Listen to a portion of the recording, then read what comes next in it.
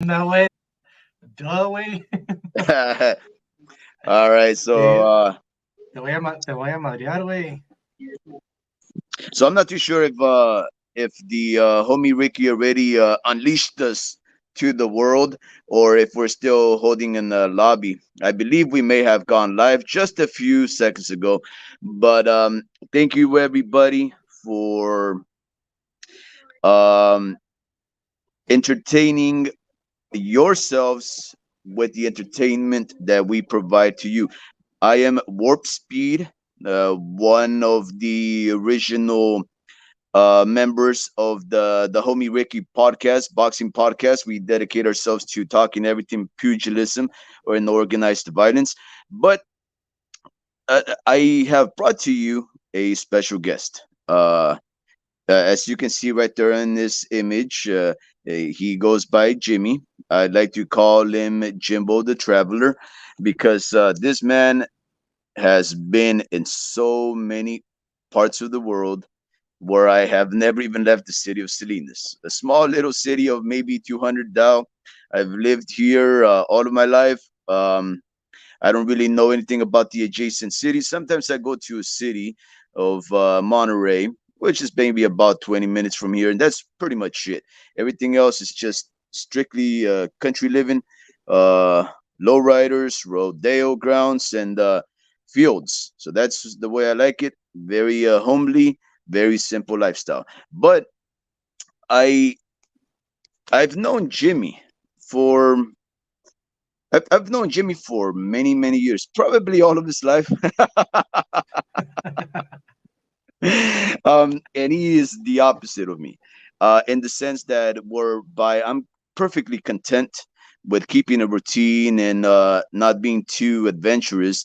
This man right here before you, Jimmy, he's the complete opposite. He's gone everywhere that I imagine everybody wants to go. But we have brought him on today to see if maybe we can discuss one of his favorite things, and one of the things that used to be my favorite when I was a child, but one of the things that I want to get back into, which is WWE, wrestling in general, from all the different factions and promotions. And it just happens to be that although I know Jimbo the Traveler for traveling and globetrotting, the fact is this gentleman is a Pandora's box of knowledge related to WWE, its history, and especially its current going-ons. So, uh, Jimmy, first off, thank you very much Well, for thank you for the invitation.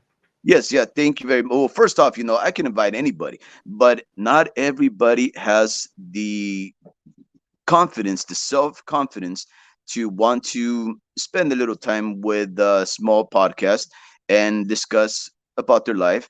So, I really do commend you for the courage and confidence that you've demonstrated. But what can you tell us about yourself, Jimmy? Try and keep, what you can, to yourself. I imagine you're a very private individual, and I apologize. I will be taking off the mask, but the only reason why I put on my mask today is because we are going to be speaking about wrestling, in particular, some of the most recent going ons. But, Jimmy, can you tell us about yourself?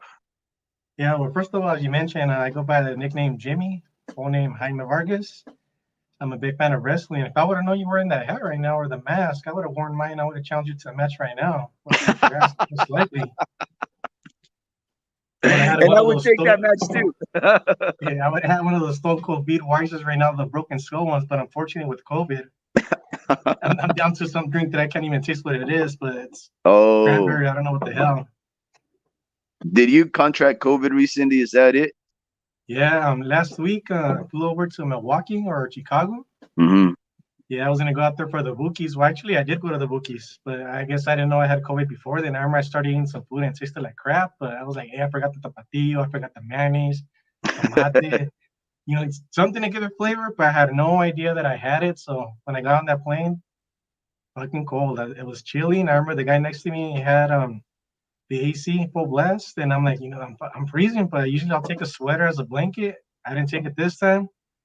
So I didn't think much of it. The next day, I didn't get any sleep on the plane, and so I was all messed up and I had a headache. I'm okay. I know it's COVID, but damn, I had it, so I couldn't taste the food, and I'm drinking something that has flavor, but I still can't get the flavor out of it. But next time I'll Oh, have one of those beers for you. I'm gonna make sure I drink one on your behalf. yeah, thank you very much. I really appreciate the well wishes, and I hope that you're able to recover your uh, salivary function. Well, especially your factory, because if I'm not mistaken, besides the tasting, one of the things that is affected with COVID, I wasn't really affected that way, but it's your sense of smell. Did was that affected?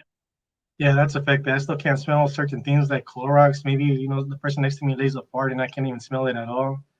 So little things like that. I mean, you never know. I have no idea, but yeah, there's certain things I can't smell at all either.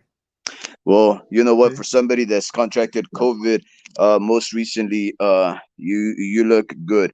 You sound good, and I suppose you've overcome the worst of it. Yeah, I mean, put it this way, I lost energy. So when I was out there at Bookies, I went to what, three shows: Oakland, the first one in LA, Oakland, I believe, and then Vegas, and the one in Milwaukee. I'm like, I'm hyped up. I was trying to be perfect, and I don't want to get COVID or anything, but pues ni modo, me tocó. But I was like, dude, I was so excited. I'm pretty sure I'm gonna be like one of those, females. They get all excited to see their band play. They're playing their favorite songs. So I quitar la bra, swing it, and throw it at the singer. I thought that was gonna be me, but al revés, me pulling down my underwear, swinging it, fucking cabrón. And yeah, dude, I was so much out of energy. I was just sitting down, just trying to enjoy the show. But man, I'm like, I was just missing that little extra to get hyped up and take out my underwear. But no, not many, man. A little cocaine would have done the job, buddy. So, Never had. I don't know how that feels, man. so, so just in case, I wanted to recognize some of our viewers. Jimbo, a lot of our viewers, it seems, they do come from Europe, uh, Britain, and those parts of the world. And the reason why we're able to deduce that is because when I've done some analysis on the lives that we've held, the shows that we've and the shorts that I've helped the homie Ricky make here and there, the ones that get the most views, the ones that gets the most hits and little hearts or thumbs up or whatever it is that they put on the YouTube, have been uh, videos featuring fighters from abroad. And and so the reason I mentioned that is because you mentioned a regional uh, Mexican and American group called Los Bukis. Now, I'm sure that maybe I'll tell you the truth, Jimbo. Our listeners are very astute, very knowledgeable, and I reckon worldly. So if they have heard of the Bookies, I wouldn't be surprised. But just in case somebody is unfamiliar with them, the Bookies are what you would call a Mexican regional band. Um, they've been around since maybe late 60s, maybe early 70s. They've played oldie music, very unique sound for them, and they have a master songwriter by the name of Marco Antonio Solis, or like I like to call him, Mark Anthony Solis. So yeah, I knew you'd love that. So Mark Anthony Solis, he's one of the best songwriters that Mexico has, and that's saying a lot because there has been great talent of songwriters of Mexico. But he really is the go-to guy for everything love and seduction. Um, Women love his songs. Women I love love Marco the guy. Antonio his songs. Yeah, women love the guy. So you went all the way to Milwaukee, Wisconsin to follow this group. That is correct. Just put it this way, Los Bookies. I mean, if you want to compare it to English music, it's like the Beatles. They've been around for so long. Same thing with Los Bookies. Mexican music. They've been around for a while. They broke up, and after 25 years, they formed this reunion about 2 years ago. They Yeah. did limited tours in the U.S. They started off with the first one in L.A. And my ass over here, Well, I didn't call in sick. I actually took the day off to go out there to LA. I think I worked for a few hours, if I'm not mistaken. Took off to LA, got there, got like a little power nap, just attended the show, and there we went. But no, I mean, they did a reunited tour 2 years ago in the U.S. and they did one last year in Mexico. I went to three in the U.S. I didn't go to the ones in Mexico, but actually just last year when they did the ones in Mexico, they added some here in the U.S., which I think one of them was Vegas. That's the one that I went to. Hmm. And then was this year, they didn't really do. I don't think they did anything this year. So they announced the one for Milwaukee. There's two last shows. It's the Milwaukee and the Los Angeles. The one in LA, that one sold out ahead of time, like within an hour. You needed this special pass, or sign up, you get this code. But by the time I logged on, it was already sold out. And even though the tickets all the way at the top of the bleachers, they were like $500 each. They Wow. sold out. So you know what? It's Milwaukee, and so I ended up getting that thing. They got like third row seats for the Milwaukee, and it's just Did a you great say third experience. row seats? Third row, and Wow. they're actually not a good price. Those are a good price compared to the ones in Vegas. In Vegas, we did the meet and greet.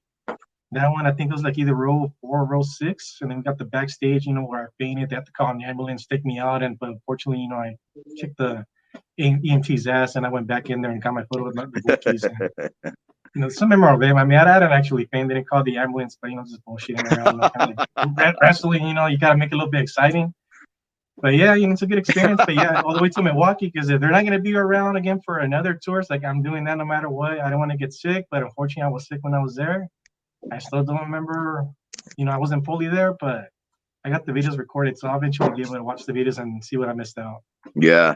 Yeah. So notice, loyal listeners, that Jimbo the Traveler just described in about 5 seconds exactly what it took for him to travel across the United States.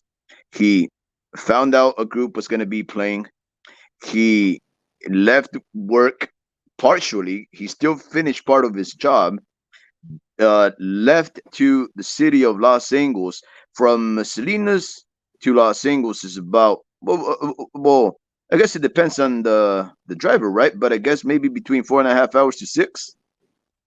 Yeah, it's around there. Unless you drive like me, I'll probably take you a whole day. But the day I was so excited, I stepped on the pedal and just hoped that I didn't get stopped by a police officer. And he caught an airplane Yeah, flight from the city of Los Angeles all the way to Milwaukee, I, Wisconsin, which I actually, no, believe is Midwest. yeah, yeah, it's kind of over there by Chicago. I'm trying to think of those lakes that are out there, but it's all the way on the East Coast. But no, the one to Los Angeles was the first show that I did 2 years ago. Oh, That oh, that one okay. I drove, but this one to Milwaukee, I flew out of Monterey. It's a small little airport here from like it's a small little airport, compared to San Jose, San Francisco, it's a long drive. You get the traffic. The next thing you have to get there super early. But when you get to Monterey, it's just like a little 5 minute go to security or even less, and you're out there just waiting for the plane. So you can basically get there 15 minutes before your plane departs, and you'll still make it on time. So yeah, I So did that. So I worked that day, and I think I worked till like 2:30. Headed out to Monterey, flew. I think it stopped in Phoenix first, then from Phoenix to Chicago, and then from Chicago, drove to Milwaukee, then vice versa. But then on the way back, we only stopped in Dallas, and then Dallas to jeez, Monterey. jeez. Yeah, Needless to say, I mean, even though you became sick, I would say it was all worth it. it was worth it. I can't lie about that. I can't. I, Chicago is known for deep dish pizza. I'm a big fan of pizza. I can eat it daily. I can eat it right now while we're talking, but I can't taste it right now. But no, I mean, they're known for deep dish, and I mean, I know I had it out there. I couldn't even taste that, man. So I'm gonna have to go back Oh, and yes, that's the only bummer. But hey, I'll be back. you know, That's good. you said that the concert for Los Bookies sold out. Uh, and you mentioned that some of the tickets at some of the venues were $500. Um, and that's, I think that's a perfect segue for what I really wanted to talk to you about, which is uh, World Wrestling Entertainment, WWE. And I know you already know this, but a couple of weeks ago, I was watching SummerSlam. Uh, if I'm not mistaken, that's what it was.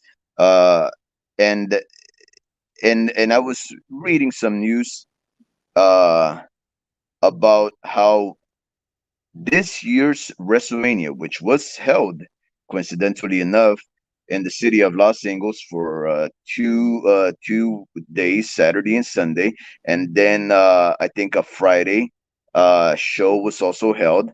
I think maybe it was SmackDown. I think SmackDown takes place on Friday. Maybe you can correct me, but I think it was SmackDown on Friday. And then Saturday and Sunday was a 2-day WWE event in Los Angeles, and that thing sold out.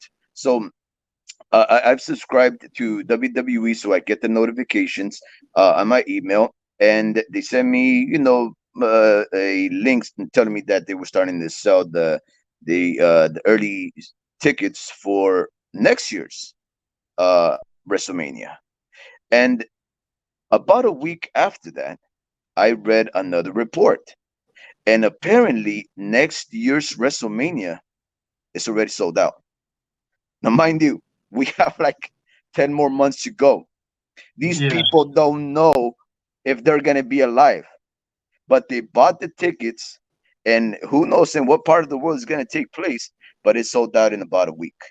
So, WWE is an entertainment company that's growing exponentially. And there's rumors about Vince McMahon, the owner of WWE, having sold it to some kind of global enterprise that's now starting to incorporate some of the more realistic sanctioned fighting sports like boxing and MMA, and they're making some kind of a conglomerate between WWE, which is a huge company in and of itself. It's become a $1 billion company with an IPO, if I'm not mistaken, and these smaller boxing and MMA companies. So they're going to become like this big global player, but uh, they sold out incredibly. And all of these things are happening at the same time when I discover that last week, one of my favorite uh, recent fighters, Bray Wyatt, passed away. Now, Oh, yeah, that's right. That's right. Yeah. yeah, so look, Jimmy, I know you know more than me about wrestling. You probably remember everything from, I don't know, how far does your memory go back? I'm bad at memory. I'll be honest Yeah. with you on that. Yeah, I'm bad at memory. Ask me what I did 5 minutes ago. I don't remember. Okay. But do you remember wrestlers like maybe in Yeah, the 80s, 90s? a little bit more or less. I mean, back then when I first started watching, maybe not from the '80s, more from the '90s. Hulk Hogan, Ultimate Warrior, two of my favorite guys back in the days. You have the Ultimate Warrior all hyped up, running down the aisle, making it down to the ring. But it's like one of those guys, like he's racing. He's out there trying to do a mile in less than 5 seconds when I could probably do that shit like in 8 minutes, probably, or 7, 8 minutes. I forgot what it was. But yeah, no, I know. Little bit, I can't say too much. The last time that I talked to Vince McMahon, we were on the phone for a few. No, I don't think that's. I don't talk to Oh, Vince come on. I really believed you. McMahon. Well, you No, know but what? just It's true because I've seen you shared with me a lot of photographs, very close and intimate photographs with a lot of these wrestlers. In fact, look at the thumbnail. The thumbnail, it says Jimbo the Traveler, and it shows you being choked out by none other than Sergeant Slaughter. yeah, that's right. I was trying to kick his ass, but yeah, I lost the war. He got me in the Cobra clutch, and you have to tap out. So, how did that come about? Where did you run into this legend? He is a Yeah, legend. well, let me go back a little bit earlier. What you're saying about Vince McMahon, just some of the rumors that I was reading into. He was going to, back, obviously, CEO, chairman of WWE. He owned a lot of the stock. His father was the owner. Then he bought it off from his father. And obviously, little things with having like a corporation, he started selling bonds and everything, or the stocks. But anyhow, bottom line, he started, paying money for, with these female wrestlers, and things started going around. So they started some lawsuits. That's what what I read. Not that I talked to Vince McMahon. Started some lawsuits, and basically, Vince McMahon, he didn't have any word in the WWE when it came to creativity. So everything got turned over to Triple H, Hunter Hearst Helmsley, which is married to Stephanie McMahon, one of Vince McMahon's daughters. But Hmm. just a little bit that I read around, just basically Vince was trying to get back on there, trying to run the way the show. The show is basically ran. Somebody oversees it, makes the calls. You got the commentators right there on Resite calling the matches, but at the same time, they also have an earpiece on, and they're listening to. At that time, it was Vince McMahon. Everything could change. On a day by day basis. They'll plan something else. The writers, the creativity team, put something together, they know changing, on the instant. You have to just be constantly be up to date on that, just try to adapt to it. But he was trying to take over power, but since he was having issues with that, he ended up, selling one of the things, so earlier you mentioned, I forgot what the corporation was called. I think they're also part of the UFC, if I'm not mistaken. But sold Oh, over his bonds. I forgot exactly how it happened because he's trying to get back in there and trying to, make some of the basic talks of, how to run the business. And we'll see if that really happens because when Vince McMahon was running in the beginning, during my favorite time was the Attitude Era. Attitude Era, everything goes basically not planned. You basically give the wrestlers just the liberty to do whatever they want to do. So here you have, it's Monday Night Wars. It was WCW versus WWE competition. They were both on Monday Night Raw. On Mondays around the same airtime. So next thing you know, what'll happen? There's competition. How do you get people to watch over your show when you have the competition on at the same time? So factions started coming in like D-Generation X, NWO. Those were some of the main guys. But just basically, with the Attitude Era, they were getting creativity and do whatever they want. So that's why you started seeing like all these little things where actually like the females, with the D-Generation X, you have Triple H and Shawn Michaels looking at the audience and hey, they see a female, lift up your shirt and they would actually do it. Nowadays you wow. can't do that on TV. Obviously they would block it, but if you're there live, which all the guys would basically want to be there, including myself. But yeah, little things like that. But yeah, but you have the It's like creativity. Mardi Gras. Yeah, but after that Attitude Era ended, it's back to Vince McMahon running the show. So you're basically doing what he wants. You can have ideas, you can shoot ideas, but you can't really do much unless Vince McMahon approves it. So he ran the show. But back in the days, awesome. Let's watch it. Entertainment. That's what it was all about. Because you could be a wrestler, you could be muscle, like Hulk Hogan, Ultimate Warrior. You don't have to have muscle to be a wrestler. Just be an entertainer. Like put it this way, you could put other wrestling organizations. I'm not saying anything bad about them. Like for example, New Japan Wrestling. I tried watching it. It's good. They really, I love that. they actually hit themselves even more as it's, more physical. Yeah, But with the audience, when you look at the audience, it's a little bit more quiet. And one of the things that I like is interaction. When you get the audience interact, it's like you're not just, think of it like a soap opera. You can watch novelas. It's fake. They're actors. They're just acting something on a script. And depending on what the character is, it's the same thing with the wrestlers trying to make it come alive. So you could be any type of wrestler you want. You can have your own creativity. You could shoot ideas, but Vince McMahon has the last call. And one of the things that happened recently, or not recently, but throughout the recent years, wrestling started changing. So it started getting a little bit more like rated, PG era versus back in the days, I think it was like PG-13. I forgot what it was. I wish it was rated X, but it was on rated PG-13. hmm And it was more excited during the Attitude Era. But then when Vince McMahon kind of took over, everything started kind of fading down. Not sure if it was his age, but well, bottom line, just everything going on, he still wanted to call those shots. But when Vince McMahon had basically backed down a little bit from that and had Triple H running the show, then the show started gaining up again. Not just things with the wrestling, but the creativity, the stories, the wrestlers who could wrestle, who was actually called. Because many times you could think, okay, Vince McMahon was more like a muscle guy. I hmm want someone who's big, fit, and is able to basically look big on TV. Triple H was more the opposite. He's more like, give all these younger guys the opportunity. So next thing you know, you're used to seeing all these wrestlers that, okay, they have to be muscle to be main stars.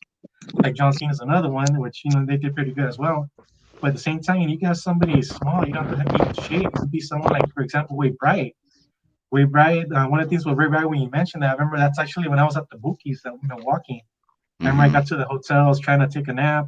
Some of that way before I go to Bookies, I could go hyped up, do my little underwear thing, and hopefully that would happen, but didn't. But when I woke up, I remember I was, right away I logged on to my Facebook, and one of the buddies on this one, this buddy of mine, I'll see if I can remember the name, so I have a bad memory. Yeah, I wish I could remember his name right now. I'll I remember right feel now. good now because I always flaunt how bad my memory is, and it sounds like you might just have it worse. Yeah, so one thing I remember for this one, this guy that I'm trying to mention, I remember I flew from Monterey to Dallas, but with those Monterey flights, you usually have to fly to a different city. Monterey, they call it the air shuttle bus. So basically, it's like Sure. imagine it's like a little shuttle, but instead of having like a shuttle van that's driving you somewhere, it's air shuttle because you're going on a smaller plane. They take it to a bigger city, whether it's San Francisco, Los Angeles, San Diego, but now they made it more to like, even goes to like Dallas and Seattle, and then from there it takes you to like the next big airport they were trying to get to. The bottom hmm line, I ran into this guy. Yeah, I'm still trying to remember his name. I'll probably log on right, try to remember. But I met this guy, or actually I met three guys. We were sitting on this plane from Dallas, actually from Los Angeles to Dallas. Mm-hmm. And these guys, they actually flew all the way out from, if I'm not mistaken, I think it was Australia or New Zealand, one of the two. I'm trying to remember which one, but I can tell you I have a bad memory. You know, as you can tell, I'm already, you know, in my 60s. I wish I was, you know, back in my 20s. I mean, you're laughing, but I mean, I have a great hair right here. Tengo uno por aquí. I just have one, but Yeah, no, but other than that, I yeah, mean, yeah, these yeah. guys that yeah, and I forgot where I was trying to go for that. But these guys that I met, started with an M. But anyhow, so I logged on Facebook, and the first post that I see is from this guy that I met. And this guy, remember when we were talking on the plane, basically on that WrestleMania back in Dallas when we were going out there, they came from out of the states. So I'm like, you know what? We're talking pretty good on the plane. 'Cause usually I'm not a talker. They were into wrestling, so I'm like, boom, perfect topping. We started topping. I'm already hungry. You're still thinking pizzas, huh? I'm still thinking pizza. Yeah, it's like you need a little Caesar pizza. Or, hey, take me to Chuck E. Perfect Cheese. topping. I'll be a happy kid right now. If you take me to Chuck E. Cheese. No, so yeah, so we were talking about wrestling, and you know that guy. When I remember when I got there, I'm like, you know, they came from out of state. They're gonna get a taxi. We're flying to not Fort Ord. Damn it, Fort Wayne. I'm trying to think of that one city that's next to Dallas. Is Dallas, even though it says Dallas Fort Travelers, Worth. it's Fort Worth. There you go. So I'm like, you know what? Let me give these guys a ride. I got a rental. They're from out. You know, let me just treat them. You know, they're here in America. Let me just, you know, try to, you know, share what, you know, at least something good for us. You know, maybe you can hear bad things over the news, but you know, hey, No, the whole world loves America. They think highly yeah, of us. I wish I could say that, but it's not like that, unfortunately. But yeah, just anyhow, I was trying to, you know, make a good impression. So I remember I gave them a ride. It was like a 30-minute ride from there, from the airport to their hotel. They followed me to the rental, and I took them and everything. But luckily, I made friends with them. I do follow a few of them on social media. And the point is that he was when I woke up that I was gonna say that morning, but that evening to get ready to go to the bookies. Mm-hmm. I remember so I was on Facebook, and the first post that I saw is from that guy. I'm trying to think of this. It starts with the name. I'll think of it right now. But I remember I saw the post and it said I forgot exactly what it said, but because I had just woken up too. But the Bray Mm-hmm. Wyatt had passed away, and I'm like, no, and I usually don't comment on stuff like that because normally with the comments I'm bad at getting back to. Next thing I'll post something. Weeks later go by, I forget I posted, and I go back on, and it's like, oh, I have all these comments about this picture, and I forget to respond, and I'm trying to respond. It's like, ya pa qué, you know, ya pasó el tiempo. Yeah. But bottom line, he posted that, and I was like, man, you know, he just passed away. I thought it was just dreaming. So I remember, I'm stupid. I mean, not that I'm stupid because I responded, but I'm kind of like, you know, my mind, I was like, are you serious? And that's the first thing that came into my mind. I mean, I regret saying it that way because I had just woken up, and my mind's like, I can't believe it. Like, how could someone like Wade Bryant passed away? Like he was just, you know, I know he was, you know, things that I read nowadays basically contradicted COVID, like in either February or March of this year. Started having some heart complications, and Yeah. then that's what eventually led to his passing. And he eventually had a heart attack, but they do say he had a defibrillator, or I'm not sure how to pronounce that. Mm. But I guess he didn't have it. That you know, when they found him that he passed away, because already Blue, his wife, had found them. They're trying to the Wife's mother-in-law or Bray Wyatt's mother-in-law was trying to get him CPR, but unfortunately he didn't make it. But yeah, Yeah. that post when I saw that he passed away, I'm like, yeah, is this serious? Like, you know, this can't be happening. I'm still dreaming, right? And so that's how I responded. And I remember when he responded back, kind of feel not a little bit bad that way, but he's like, yeah, you know, if you log on Twitter, which I have a Twitter, but I have no idea how to use it. So don't even ask me what it is or how to use it or what he said.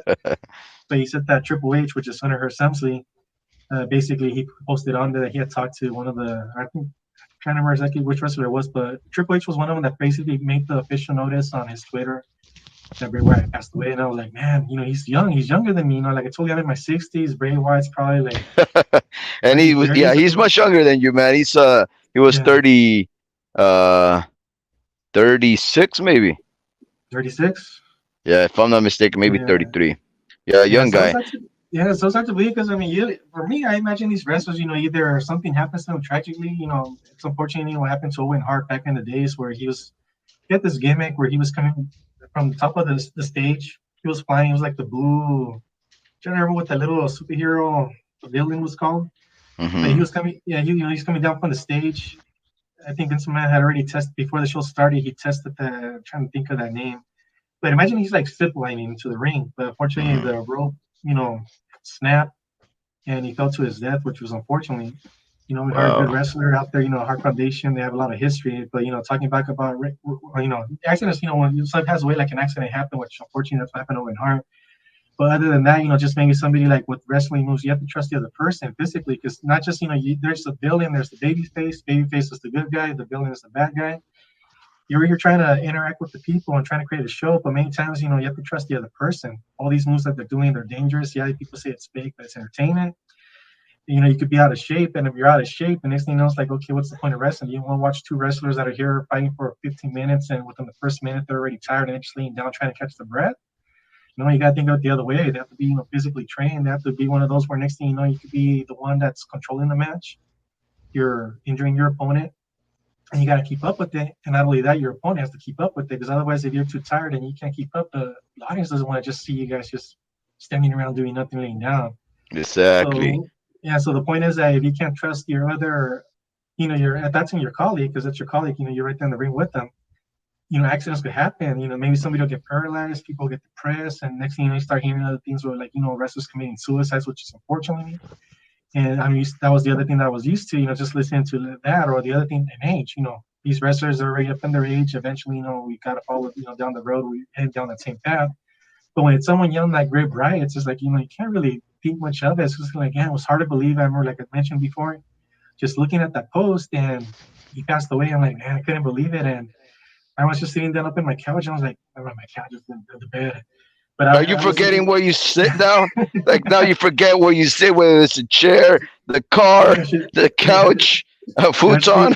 be Jimmy, the dementia guy. Yeah, I think that's more apropos.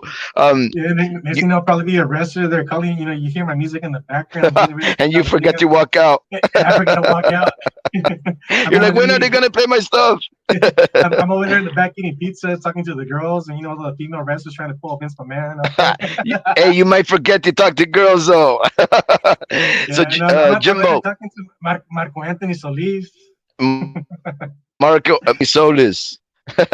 So There you go, you Solis. you look you mentioned, right, that wrestling does require you to understand your opponent, Yes, to work and mesh well with them. Although you are in conflict, mostly you must move uh, almost rhythmically and harmoniously with what is almost the equivalent of a dance partner.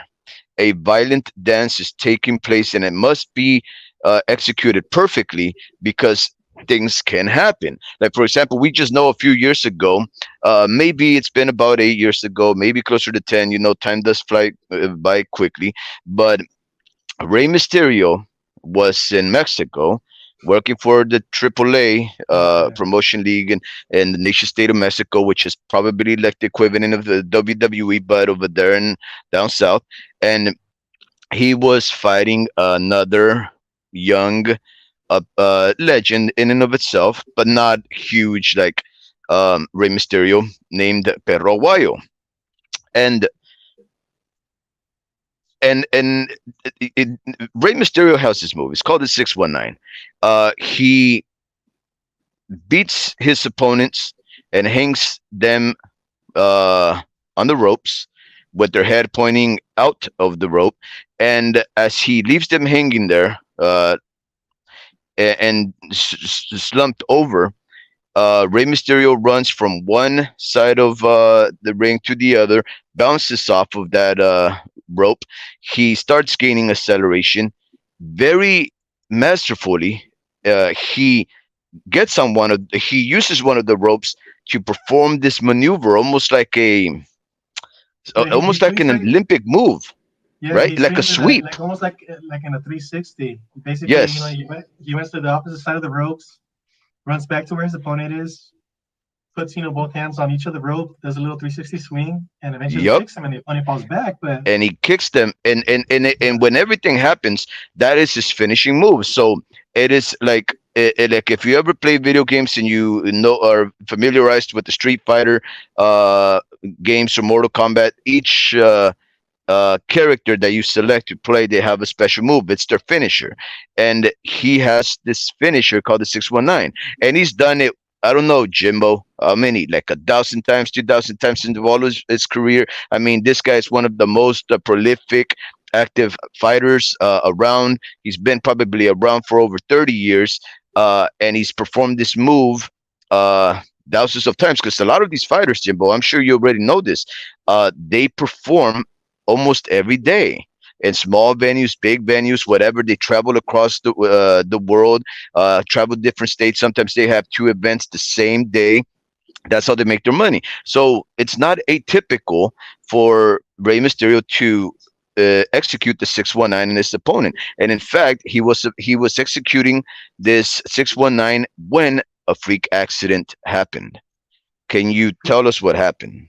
Yeah, I do remember partially about it, and a little bit reminded me about that. His name's Adam Rich. I just want to make sure I give him a shout out a little bit later. The one I was talking to about, the post I saw on Facebook about Bray All right, Wyatt. But Adam yeah, going Rich. back to Hey, boom. yeah, but going back to this Rey Mysterio, yes, I do. The thing that I remember because I saw the video, I was, what happened, and obviously I'm over here working. I think I was working if I'm not mistaken, but I'm over here. You know what? Let me just take a little break and try to see if I can find the video. Which unfortunately I did find the video. So he does pull that maneuver. He trips his opponent, and his opponent, he's basically supposed to. There's three ropes. He's supposed to land on the second rope, but when he landed on the second rope, his neck hit the way it hit the rope. Just basically, I forget exactly what happened to his neck. Something with his bones out of place. He ended up passing around right there. So by the time Rey Mysterio came back and did the 360, he didn't move.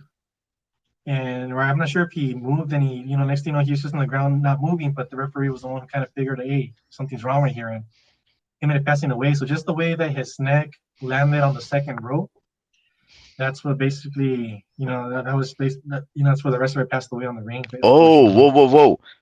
Wait. So you're saying even before the 619 hit him, Yes.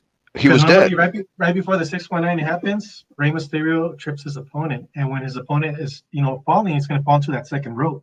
Yeah. So when he fell into the second rope, the rope basically hit his, bounced off his neck. But however he landed there, something happened to It his broke neck, his and neck. that's I don't remember exactly the details. I mean, I wish I would have probably done a little bit more research right before this show. But other than that, that's a little bit just what I remember. It just happened to be just the way he landed on that second rope, and Yeah. Rey Mysterio didn't know, did his what he has to do. But by the time he hit him, and you see no movement from this wrestler, then obviously the referee, which is not the referee's not just there to call the match. They're also there to make sure that the match, they also have a microphone. Basically, if the fans are interacting and it's, they need to change it up. Say, for example, maybe one wrestler has more advantage over the other one. The fans are getting a little bit bored, so hey, it's time to switch it up. So the referee came like a little clue, like, hey, switch it up or whatever. You can hear in the background, going on commercial break, or we have to, end it soon, for whatever reasons. So unfortunately, the ref is also there to make sure that they're healthy. Obviously, when wrestlers get injured, if something happens to them, they just do the X. The X basically they stretch out both their upper extremities, and then their legs they open in a way where they're forming an X that gives the referee him like, hey, I'm injured and somehow.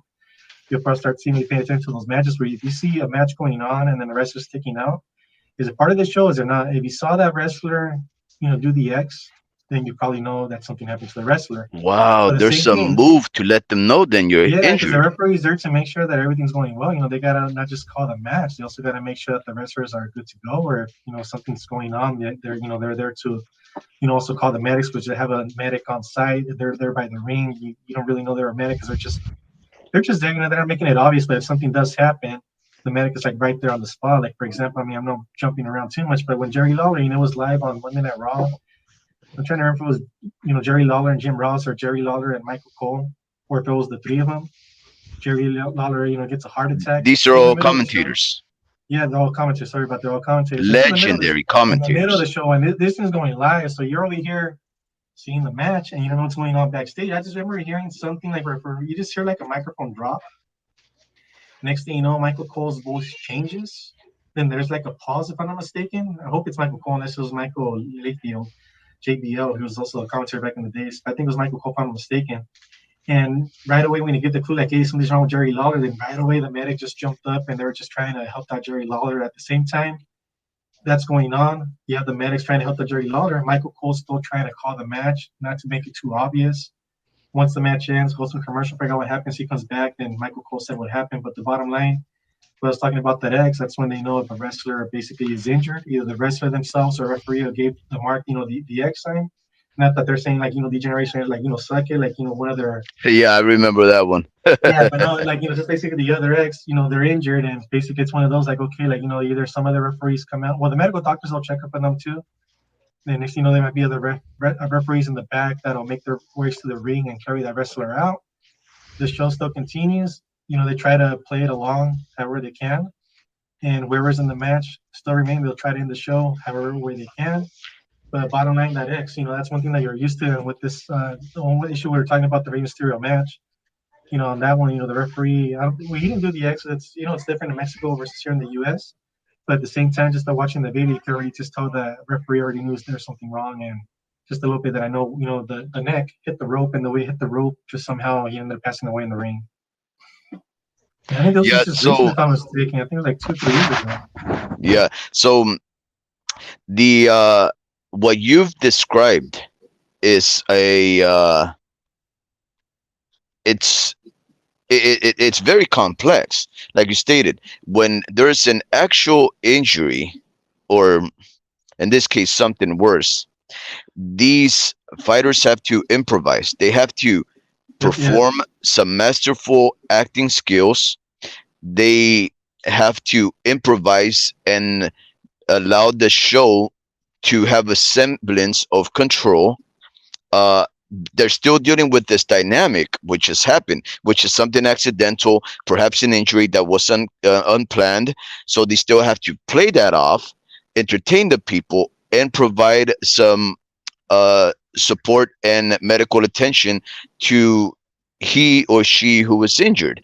And that's an incredible feat, because if you're a spectator and you're there to uh, spectate a wrestling match, and you don't anticipate any mishaps or tragedies happening, and when they do happen, of course, if they don't play it off right, all the attention is going to be directed to the party or the place where the injury or the action is supposed to be directed, because this person is now the imperative, and they have to rescue them or help them, right? But they didn't come for that. They didn't come to see people start dying or have a heart attack or whatever. They're there to see people flying off the ropes and everything. So these guys still have to almost cunningly, sneakily do this job, but still try to direct the attention to the action in the ring. And if you remember when 619, when Rey Mysterio performed that 619, like you stated, and I remembered, he did the 619 and he still performed it almost completely. But if you look close enough, unless I'm mistaken, and I do have an incredibly bad memory, if welcome I'm to the not club. mistaken, he did not really kick through completely. He touched it, he touched his opponent, and immediately he knew there was no response. Now, these fights, for the most part, people say they're organized and orchestrated, right? But these guys have a very prolific and busy schedule that uh, they can't orchestrate and write every single move that's going to happen. A lot of it is improvised, so they have to be hypersensitive to if their opponent is thinking of pushing them, maybe trying to jump on off the ropes on top of them on the body slam. They basically have to create all these moves in unison with their opponents, with their foes, so that they don't have these accidents. But the strange thing about that is that Rey Mysterio knew almost immediately that something was wrong, and he did not go through with that complete execution of the 619, because had he done that, he would have obviously made it worse. Now, when he finishes it, he immediately gets off and he creates some separation, and then one of Pedro Aguayos' partners goes over there to provide him some aid, if I'm not mistaken, and then Rey Mysterio goes on and starts trying to act like a winner, but he's slowly breaking out of character. He's slowly telling the people something happened. And it was a little easy to pull that one off, because for all intents and purposes, Pedro Aguayo didn't look injured. Um, But on close inspection, we saw that his eye was burst. There was immediate blood flow to his eyeball. And once you saw that, you knew that something had happened cerebrally. In this case, I believe it was something spine related, but it was still, it could have been more devastating. Like, for example, if they do not anticipate death in the first place, if death happens, they are going to overreact. They are going to stop the action, but they try to gracefully distract people so that they wouldn't focus on the death before them, because people go there to be entertained, not necessarily to be watching somebody die. But I just thought that was masterful. I think you described it perfectly well. These guys are dancing with a partner and trying to figure out their moves. I don't even know how to dance la cucaracha, you know. So so and in the case of Bray Wyatt, I know we went a little wayward in our conversation, but Bray Wyatt, um, I know you followed WWE for a very long time, and a couple of lives ago, Jimbo, I talked about how when Bray Wyatt died, I talked about how I grew up in WWE, seeing a lot of the legends from the '80s and even the '70s that were still fighting into the '80s and so forth and so on. And then I stepped away because somebody ruined the magic, and they told me it was fake. Right. It's And real. then I became too smart for them. And then I started doing other stupid stuff that distracted me from the wholesome entertainment, or maybe not wholesome, because like you mentioned, there was the Attitude Era where everybody was throwing that X like, sure, hey, there was that. And then there was Stone Cold Steve Austin drinking beers, smashing, what was it, Coors Light on his forehead, drinking beers and smashing it on his head. The Rock, and then the Vince McMahon Kiss My Ass Club, all these things. I bet you were part of Rikishi, it all.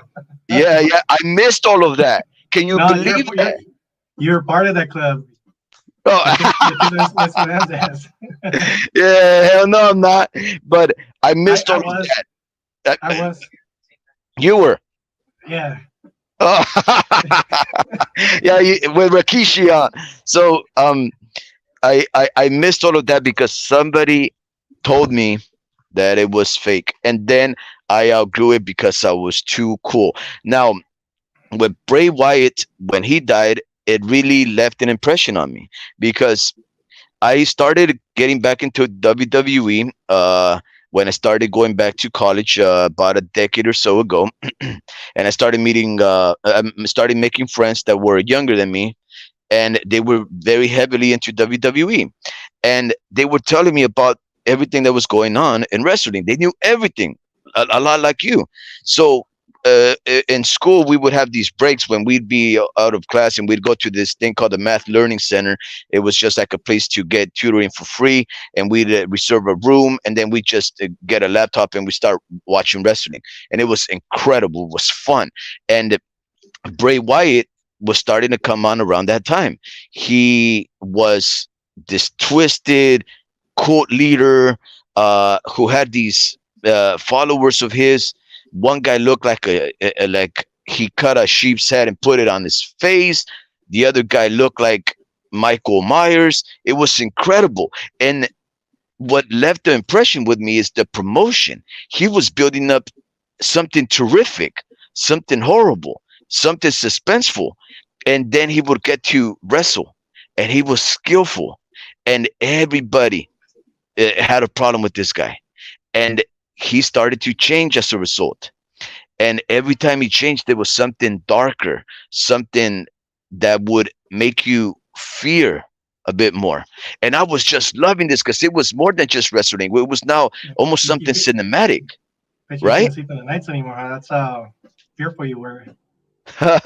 Yeah, and yeah, exactly. And it was now something very cinematic, and maybe that's been done before, right? But I almost compare him to uh what he could have been. He could have been the next Undertaker. Um, And that's what it was said that way. To be honest with you, just I mean, I'll let you finish, and then no, you no, know, no. Describe how, because I get the sense that he was going to be this majestic, uh, fighter, wrestler that you would have to build up to, like he was the final boss because he was so grand. His storyline encompassed every wrestler, and I imagine that he was almost greater than wrestling. And I remember the Undertaker as the guy that he mostly came on in the biggest events, whether in the hearse or in the casket or crowding out of the ring. He'd come out there, and when the Undertaker was there, everybody was shaking in their boots, and you had to wrestle that guy. He was the ultimate bad guy. Um, and it seemed like Bray Wyatt, uh, uh, uh, the Fiend, he was becoming that guy.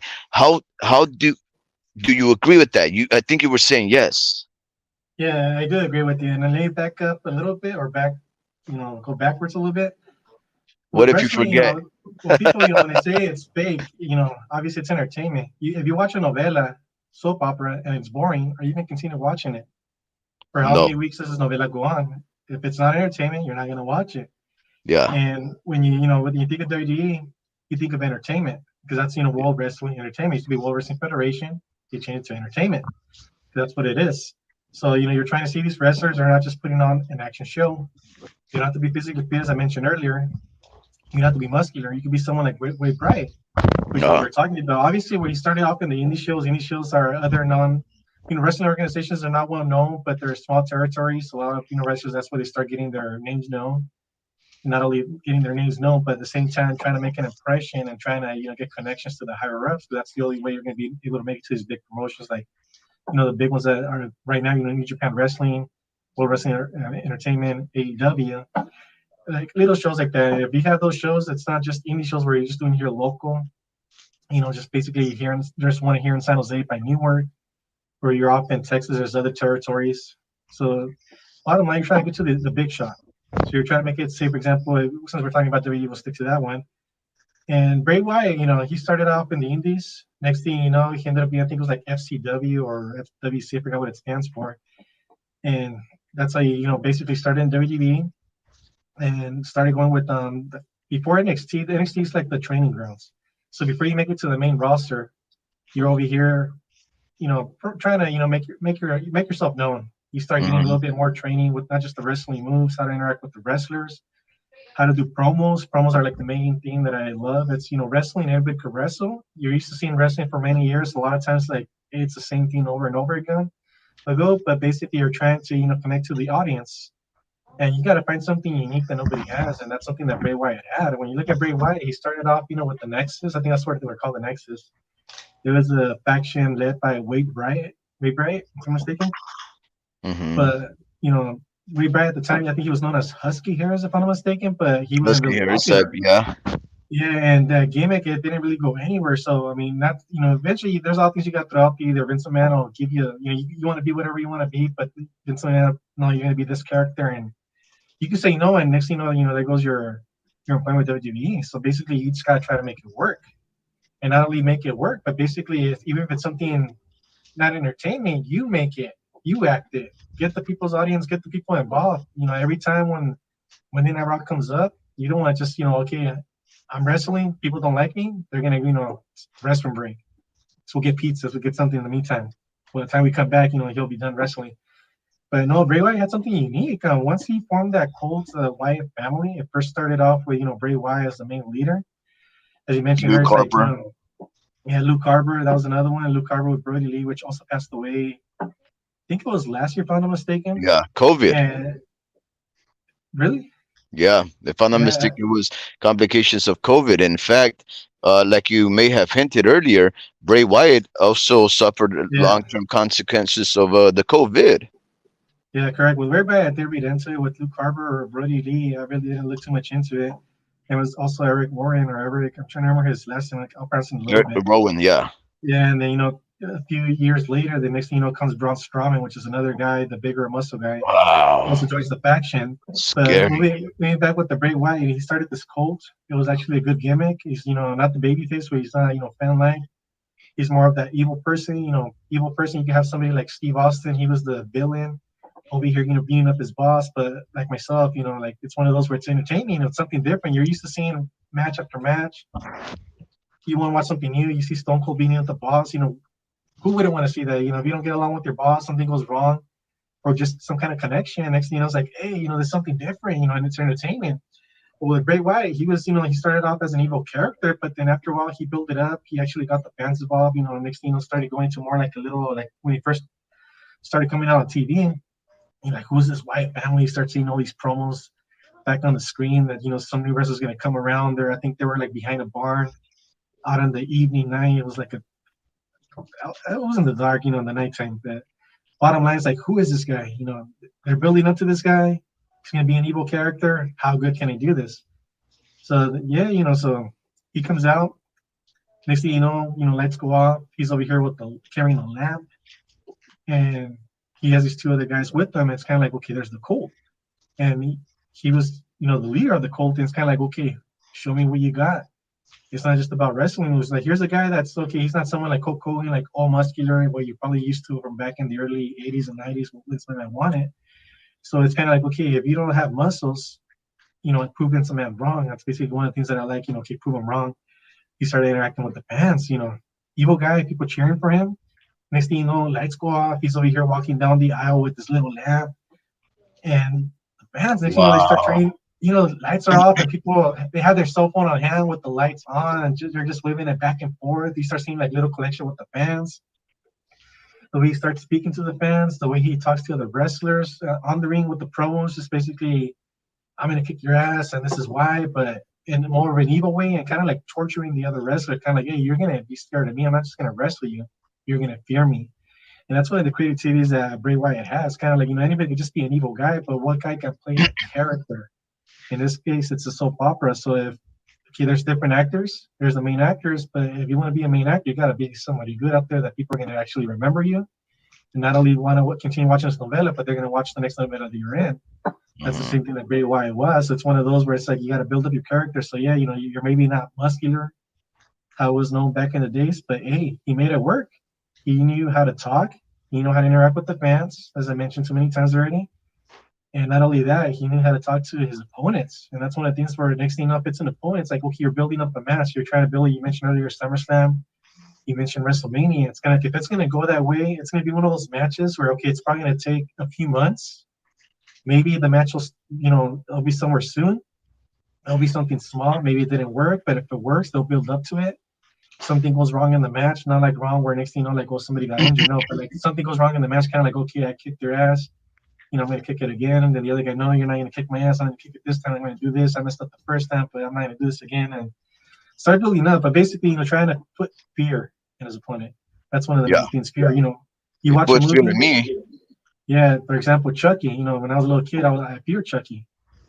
And nowadays, if I would see Chucky right here, kick his ass most likely. But it's one of those where, okay, if you're going to kick my ass, like, like, I'm going to kick your ass. But no, if you put fear on that wrestler and you're acting it, you're not only telling the wrestler that, hey, you got to fear me because I'm going to kick your ass. It's like, hey, you guys got the audience like, oh, man, this guy's serious. Now you don't want to watch into it. You want to, okay, what's going on? What's going to happen every week? What happens, before the match? What happens with the promos?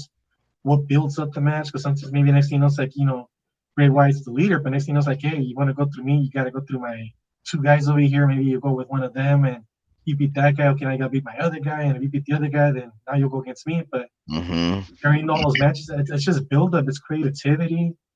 It has a lot to do with the interacting with the fans is the main thing because you could just throw on anybody could wrestle. Me and you could wrestle. Most likely, as I mentioned earlier, I'll kick your ass. But hey, we can't entertain the crowd. Who's going to be watching our fight? So we really need to get these people connected with the fight however way you can with it. Like with Bray Wyatt, when I mentioned earlier, lights go off. The first thing that the fans do, they take out their cell phones, lights on, they just start waving it. The music, I remember that. The music builds it up as well. That's another thing that, like Ultimate Warrior I mentioned earlier, you put that hypey music, you just want to run. It's like right now you put the Ultimate Warrior, I'm probably going to run to the restroom. But no, with the Bray Wyatt, you start putting the chill music. Okay, the fans are hyped up. Maybe the match before was a little bit more exciting, more, like going into it, like you all build up. And now when you start hearing that Bray Wyatt music, all that calms, kind of like, oh shit, lights go off. And the lights go off. Yeah, you're building it up. It's like you're not even in the ring yet, but you're already telling these guys like, hey, you got to fear me. Lights are off. Time to get scared. I'm coming out. Whether, depending on which gimmick he had that day, because with this gimmick, he had like different personalities. But So it's like no matter whether it's his face, his big beard, or he's wearing a mask, he's gonna make sure that you're not only that you're scared of him, he's gonna make sure his opponent's scared of him too. and he went through a couple of reincarnations, right? Like uh he was Bray Wyatt, right? And then he faded out for a little bit, and then he came back as the Fiend, right?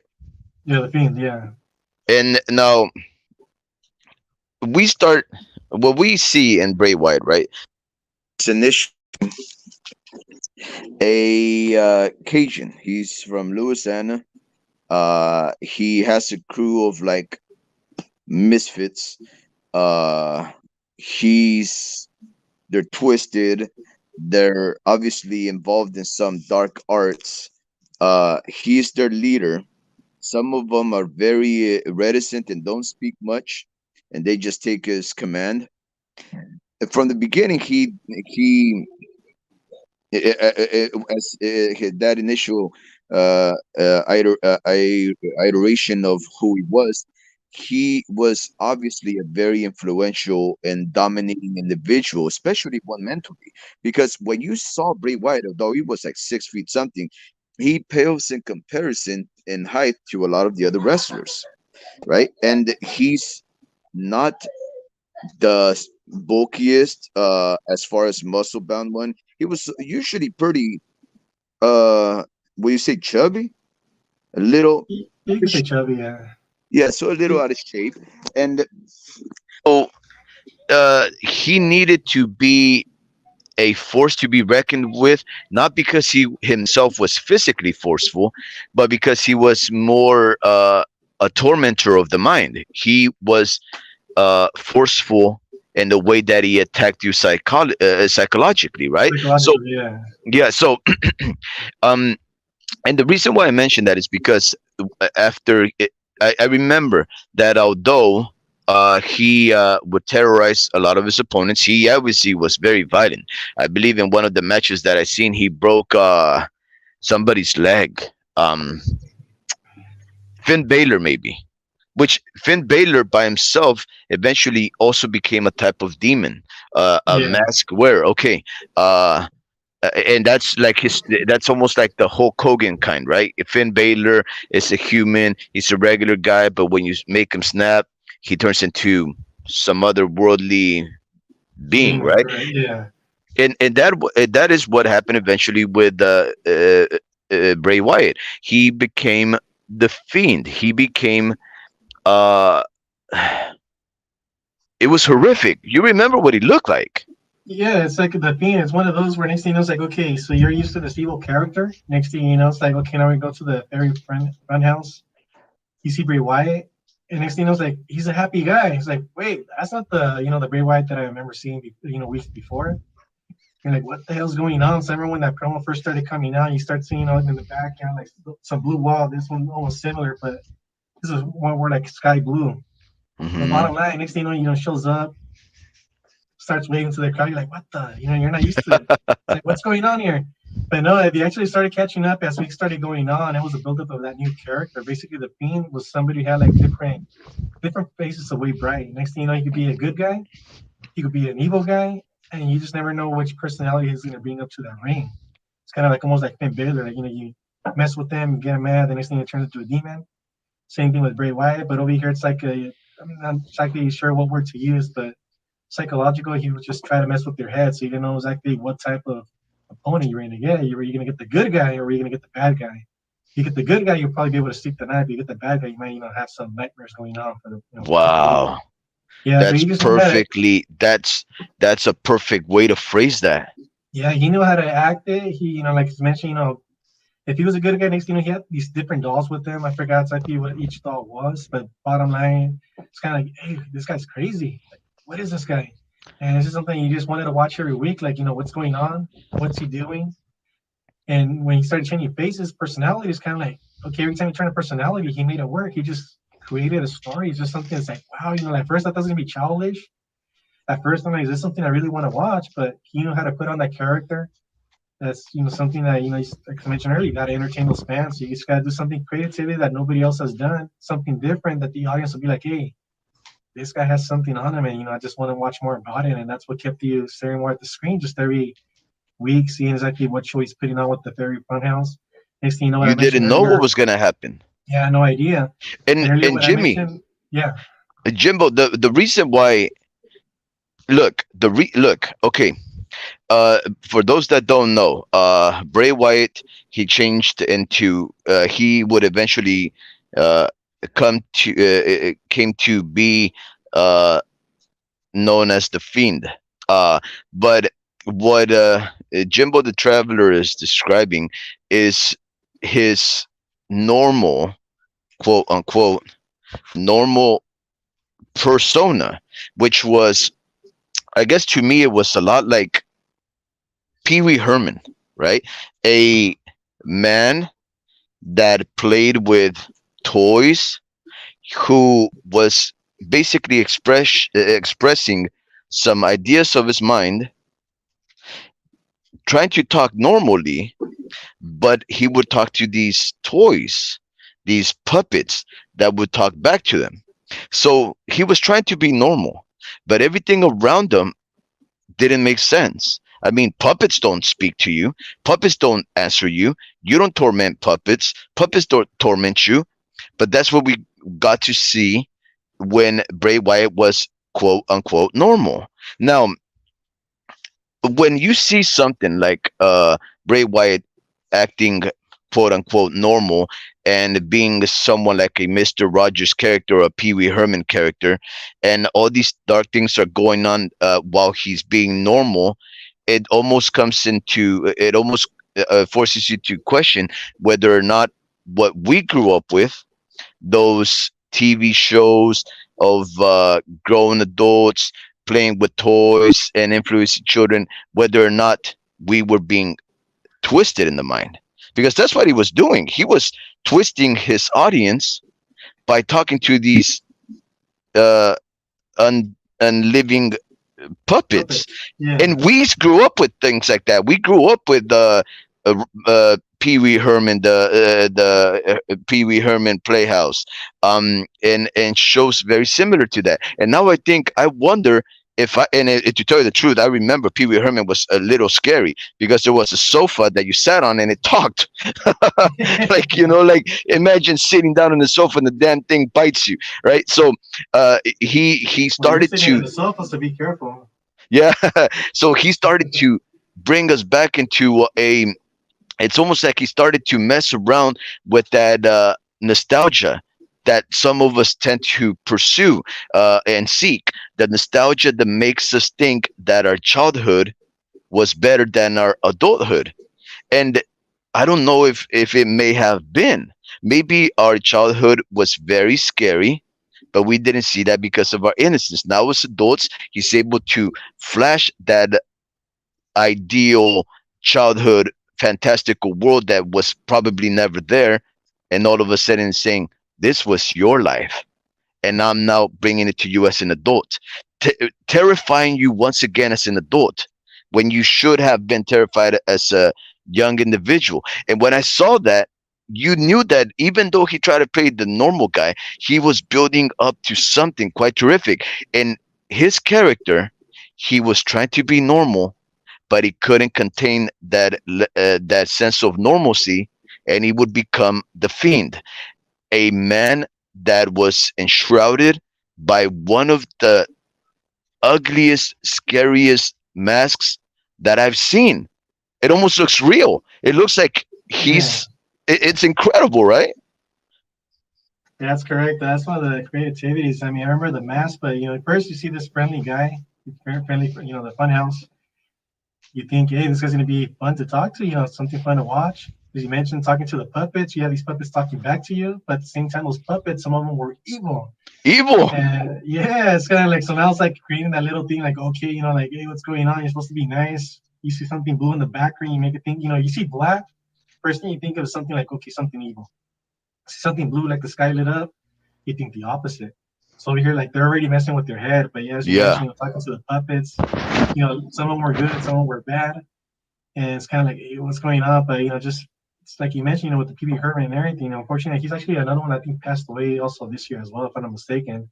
But Oh, yeah, I'm not sure if you knew about that, but if I'm not mistaken, who? Who? PB Herman. Yeah, he did. Yes, Yeah, he actually died yeah, just not that talking long about ago. yeah, because you just mentioned that, that just popped in my head right now.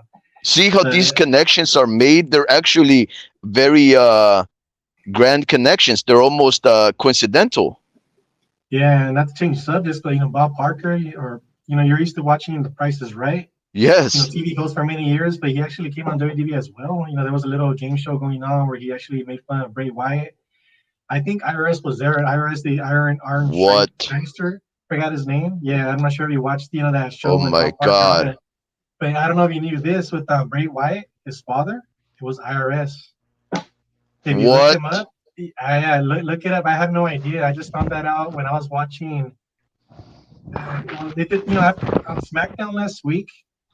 They did a little, special episode where obviously, they, as things that you read, they already had things scripted for the show, and based on Way Bryant passing away, they kind of changed the show up a little bit, so they just threw things up in the air, and they show some photos, and you see the IRS right there. It's kind of like, hey, I remember that guy. I mean, he wasn't dressed in his, his white shirt.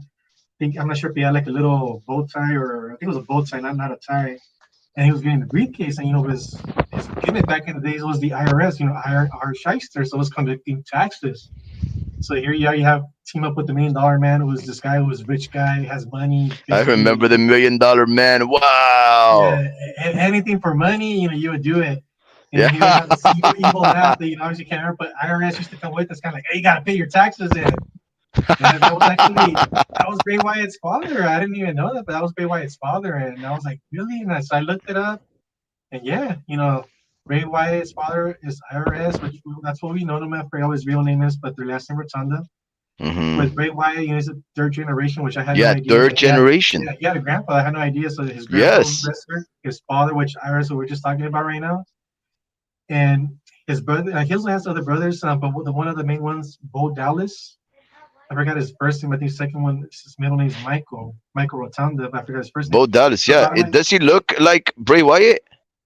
maybe not with the beard, but if you really look at the faces, there's some resemblance. When Bray Wyatt was Husky Harris back in the days when he didn't have that, the beard and that evil look. If you Hmm. compare that Husky Harris character to Bo Dallas, you could put some comparison, which I didn't know back then. And when Bray Wyatt actually came back and started, with the fiend that we're talking about, and I'll talk about a little match with John Cena that came out during the pandemic, which was one of my favorite matches. But with Bo Wow. Dallas, I mean, I had no idea. I know they did this little gimmick recently where Uncle Howie comes out.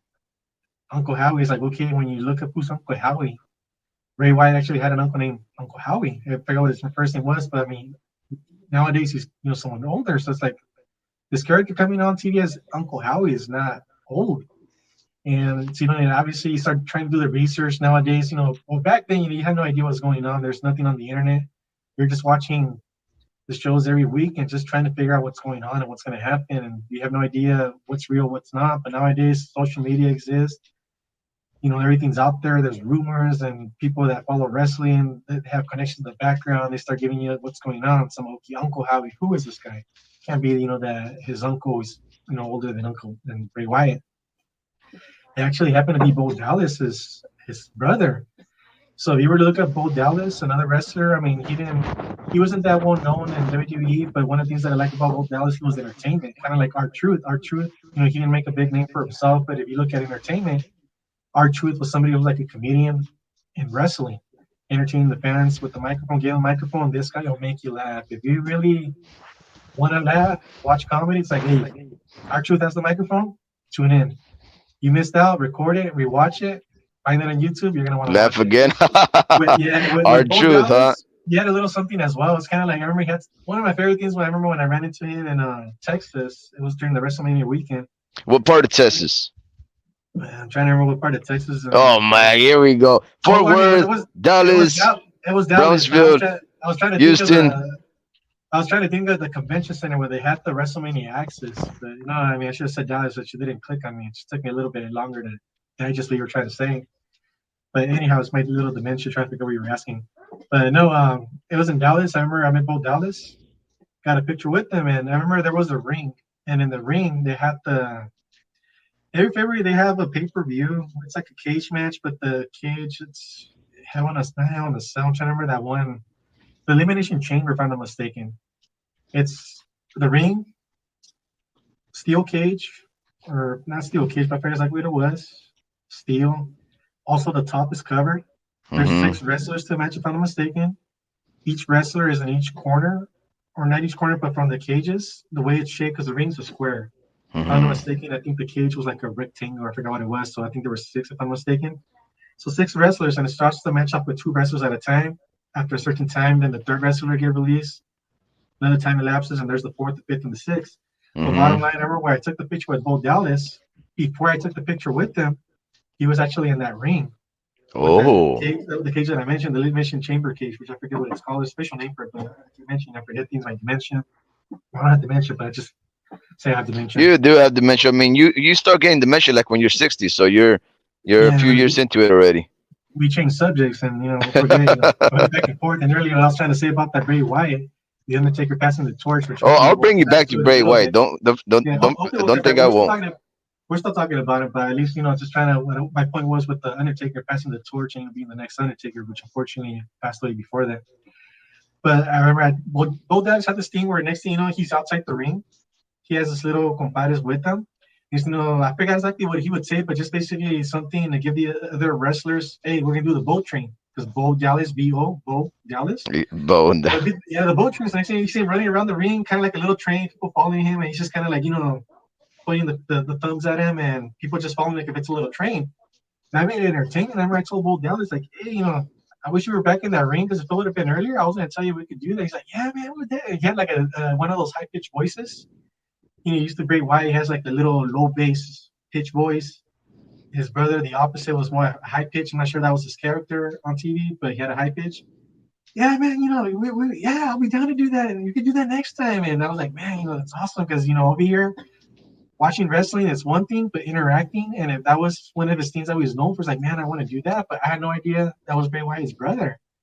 So when he was playing this character, Uncle Howdy, he's like, man, where are they going to? But unfortunately, when that character was going on, when Uncle Howdy came out, Bray Wyatt, he was off TV for a while.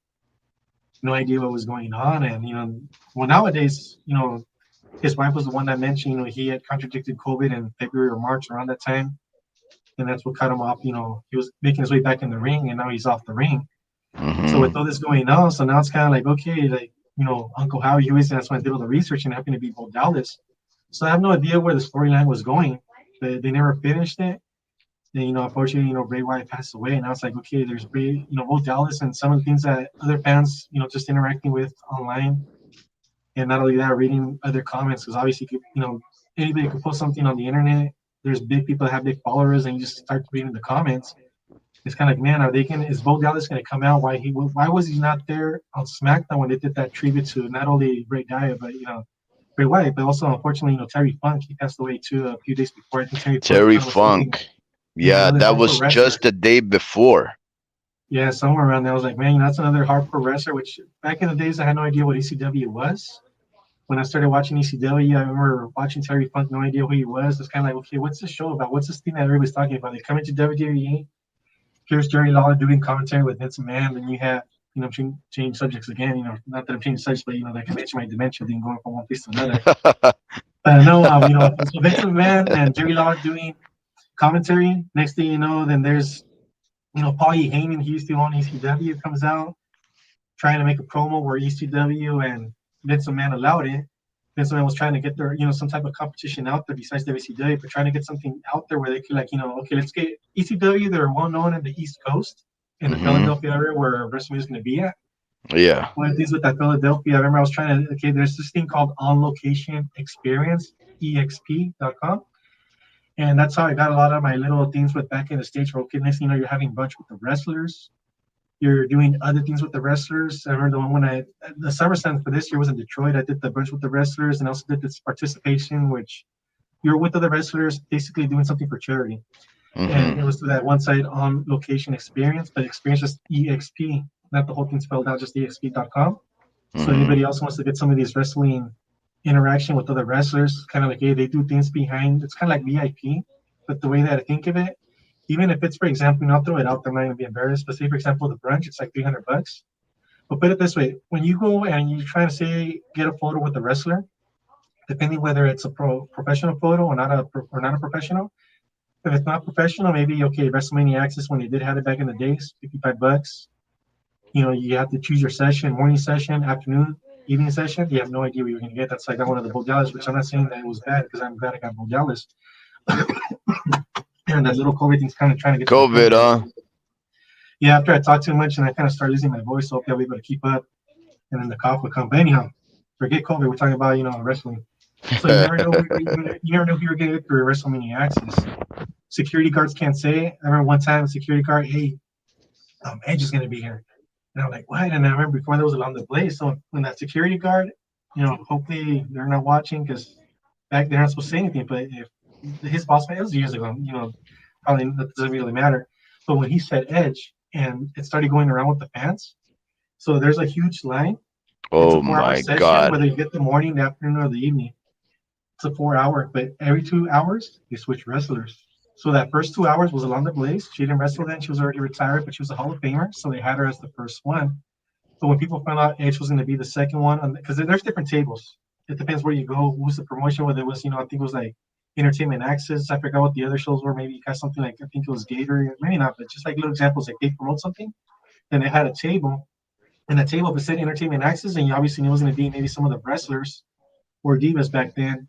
They were on the entertainment show. They had their own little like besides wrestling, they used to have like these little shows where you can follow the wrestlers around. They're doing things outside of wrestling. Okay, it'll be over there at the entertainment center. I forgot Hmm. which one was the one where Along the Blaze and Edge was on. But bottom line, when people started finding out that Edge was going to be the next wrestler, that line started moving back. And Along the Blaze, she got pissed because it's kind of like she was like, I'm like, wait, there's a huge line. And next thing you know, everybody moves back. Nobody wants to move forward because what they're doing, they're trying to let other people go before. Those people that didn't know Edge was coming out next, let them go first, get a picture with the Landra. So by the time that the next, the 2 hour session finishes and now it's the next wrestler's turn and it's Edge, all those wrestlers behind, we're going to get Edge. So the bottom, Oh, yeah. that's So I just remember, rude. yeah. So I was one of those rude people that I was like, yeah, I want to put him with Edge because I mean, with the London Blaze, I'll be able to get him on the Blaze at at the WrestleCon. That's also something else. It's WrestleMania weekend. You also have all these other indie shows going on. WrestleCon's done an indie show. They do have some shows with indie shows, but bottom indie shows, some promotions very beginning. But bottom line, when it's WrestleMania weekend, you have all these other promotional wrestlers that are trying to get their names known. With WrestleCon, they had to retire wrestlers that are not affiliated with WWE, because if you are, you basically have a contract. You can't do anything that's not WWE does not permit. So you can't, be in WrestleCon. Oh. There's certain appearances where you can do appearances with WWE, and if you're not under contract, you're basically free to do, extra things. For example, I remember Renee, I forgot her last name, on AEW, it's John Moxley's wife, it's Renee Hmm. Paquette. I forgot what they used to call her in WWE, but Renee something. But she was one of the ones where even though she was, as an announcer with WWE, she was not under contract, so she was able to also perform on WrestleCon. Or not perform, but get photos. So like with a lot of Blaze, I know she does a lot of WrestleCon. I'll be able to get on Blaze at a WrestleCon event. Edge, when am I gonna get Edge? First of all, I already paid $55, or I think it's 55.59. So like, yeah, I want Edge. Not only that, if I were to get you on a separate VIP, it's like how much is that going to cost? But bottom line, what I'm putting out with with the brunch, which I highly recommend, if you ever see WrestleMania, SummerSlam, or Royal Rumble coming to your city, look up on location experience. You'll see these events going on, which brunch with the rest is one of them. But if you're going to pay $55 a session, and most of all, for sure, you'll probably get 2 photos at the most, even though it's a 4 hour event. There's a lot of wrestlers there. You just don't know what table and what wrestlers are appearing. But if you're paying $55 right there, think of that. Okay, it's $55. Next thing think about the food. You're already traveling.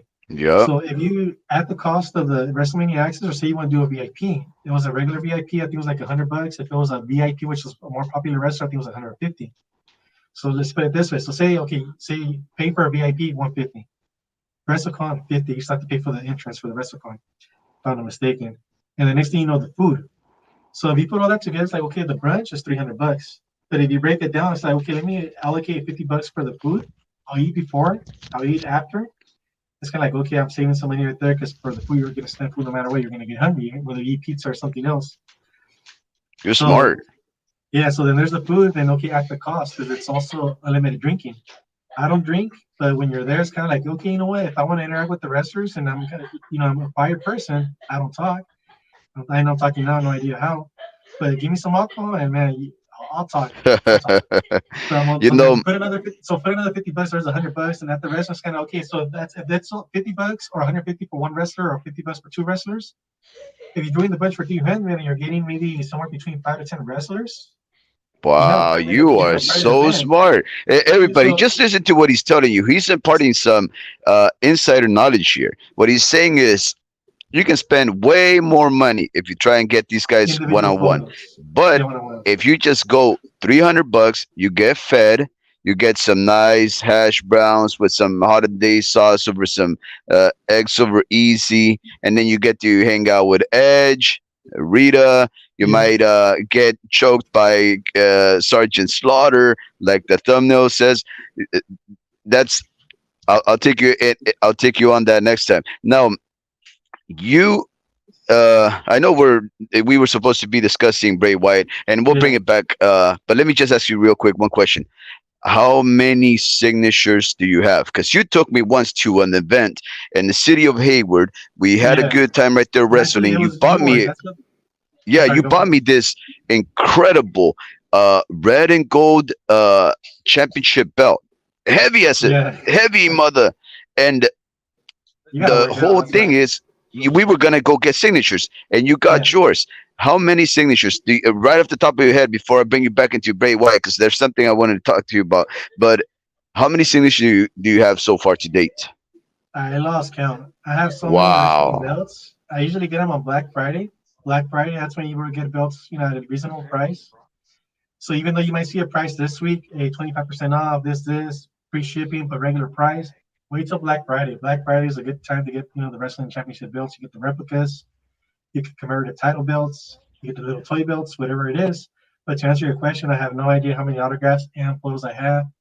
I started off with WrestleMania in San Francisco. I think it was WrestleMania 31 or 32, if I'm not mistaken. It's one of those two. Bottom line, that's when you were able to interact with the wrestlers, WrestleMania Access, which I was like, okay, what is this? But I started looking up. It's like, okay, so a little bit what I explained earlier. But bottom line is like you get to interact with the wrestlers, you get Hmm. a photo, and you get an autograph.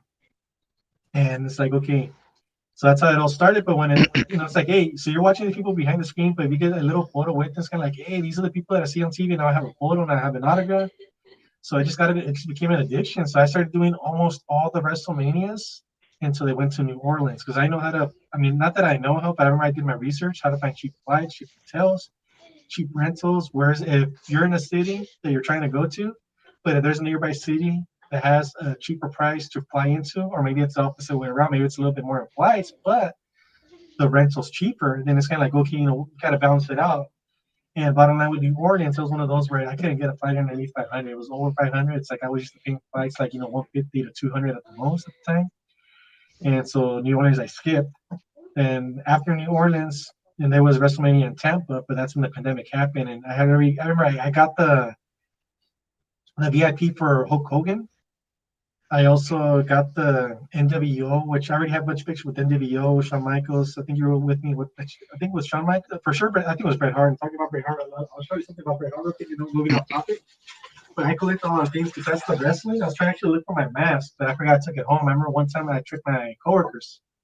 So I usually get here early in the morning, show up to work, maybe before 7. I hate traffic. I have no patience for traffic, no patience for red lights, but unfortunately it's something you have to stop and do all that.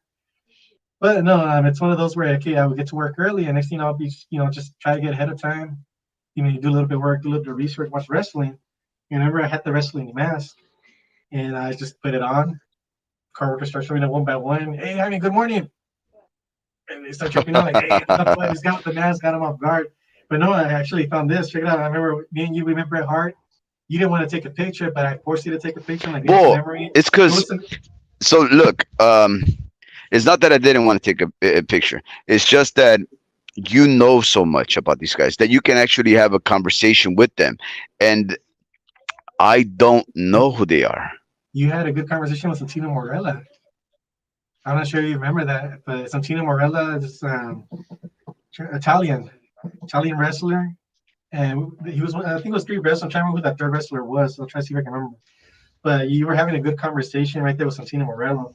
The other guy, if I'm not mistaken, I Oh, think was Santino. Oh, but Santino, yes. But wait, wait, yeah. wait. Santino didn't. Wasn't Santino in Lucha Libre? I mean, Lucha Underground. I mean, you're more familiar with Lucha Underground. I know you told me about it. I never I got know into it. Santino's. Yeah, Thing. but the Santino Morello, he actually was in WWE for a short period of time. And you Yeah, had a yeah, good yeah, yeah. conversation with them. It's like, man, I'm already getting the photo. You were having a good conversation. Like, man, just take him out to eat. Do your little dance, take out your underwear, Latino, right there, cabrón. A little screenshot. But no, también estaba, I think, Bret Hart. I think it was Bret Hart, if I'm not mistaken. But hey, check it out. Does this look familiar? Wow, what is that? I think there was not a replica, but similar tights that Bret Hart used to wear. That Yeah. Oh, organization that wow. used to get Bret Hart a lot, and they basically got a lot of autographs. I got the autograph on the belt for Bret Hart.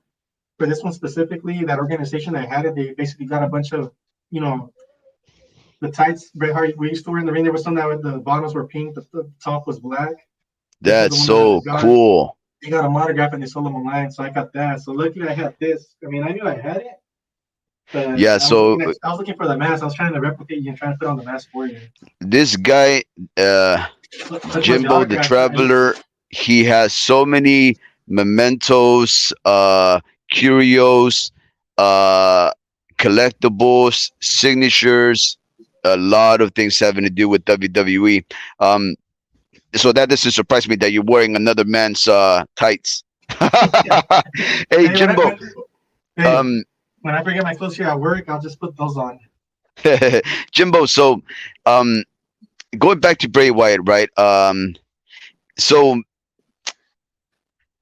before he passed, before he passed, Bray Wyatt had a fight this year. Uh, it was just one fight. He had contracted COVID. Uh, well, first it was an undisclosed disease, right? Nobody knew what it was, but around the same time that this undisclosed disease started to spread, that he had some health issues because he was in a hiatus for about a year or so. Uh, it turned out that that hiatus, that absentia of his, had to do with the fact that Vince McMahon did not decide to extend his contract.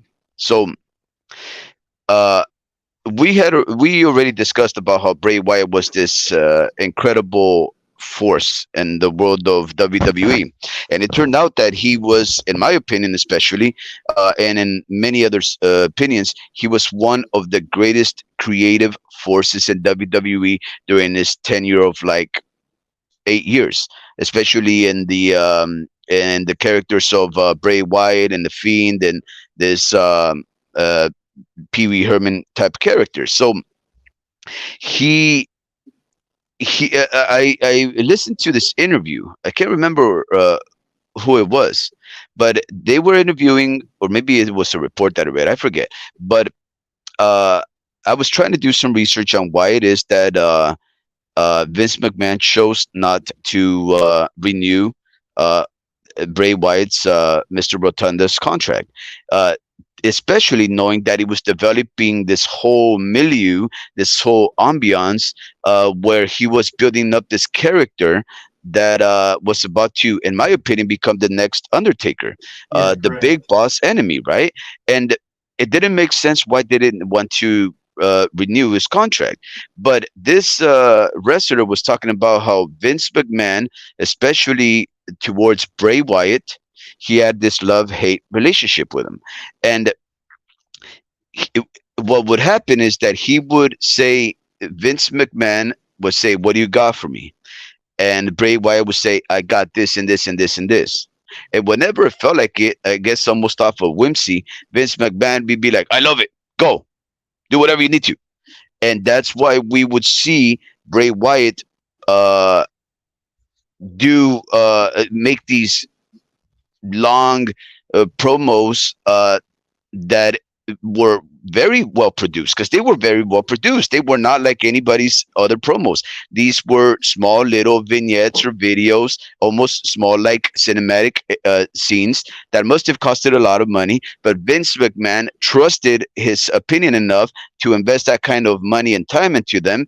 Um, and he obviously was quite successful because Bray Wyatt was a big figure in WWE for easily 5 years. But then something happened, and apparently this wrestler mentioned how whenever he felt like it, Vince McMahon just said no and no, and he would just cut him off at any idea. Now, I wonder what kind of ideas uh, Vince McMahon would have protested, and and limited him from releasing out to the world, because I thought that everything that he was doing was working perfectly fine for what he was trying to do. But Vince McMahon obviously did not approve of it. So I've always been left with the question, what kind of dark imaginings did Bray Wyatt uh, propose to Vince McMahon, where Vince McMahon felt, no, we're not going to do that? And here's the thing, it sounds to me like Bray Wyatt had heart issues, right? We know that he needed to use a defibrillator for his heart, which is basically like a machine for his heart. It's like, I don't know, imagine it maybe like a pacemaker or something like that. So it must have been something very critical. And maybe Vince McMahon started to become that angry boss that didn't want to allow Bray Wyatt too much liberties to do things, because he knew that eventually Bray Wyatt would have to perform physically. And if he had those kind of heart conditions that would expose him to danger, and knowing that he's this fan friendly wrestler, the day that something would to happen to him, it would be very controversial, very news that are hard to swallow. And it almost seems like Vince McMahon took a cop out, right? Because we already discussed about how these wrestlers, uh, they they know the risk that they're getting into. We know that it's kayfabe. We know that it's entertainment, but we know that things happen. We just gave the example of Rey Mysterio killing, or otherwise, Perro Angulo. We know, you mentioned one of the old school, what was it, Kevin Owens, uh, falling off of the zip line to his death. Owen So, Hart, whatever. yeah, yeah, yeah, yeah. Owen Hart, yeah, yeah, yeah. So we know that these things happen, right? Um, do you think that a the ideas that Bray Wyatt was proposing Vince McMahon were so outlandish that Vince decided to not renew his contract? Remember, he had one wrestling match this year, so eventually something happened. I believe they had something with the medical clearance. He went to his doctor. The doctor cleared him, and then he had the match this year, like in February. Then during the match, he felt bad, and then everybody noticed, and he didn't wrestle again. So they gave him a shot.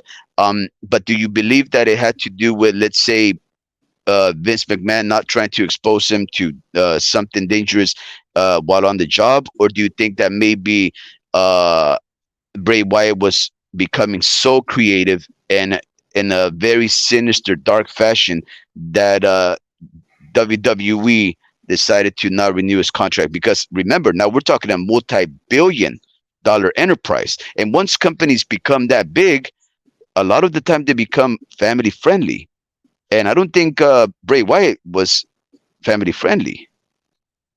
Yeah, no, but I mean that's a little bit hard question, but I got a solution to that. Siri, call Vince man. Just ask him. Just ask him. No, no, no.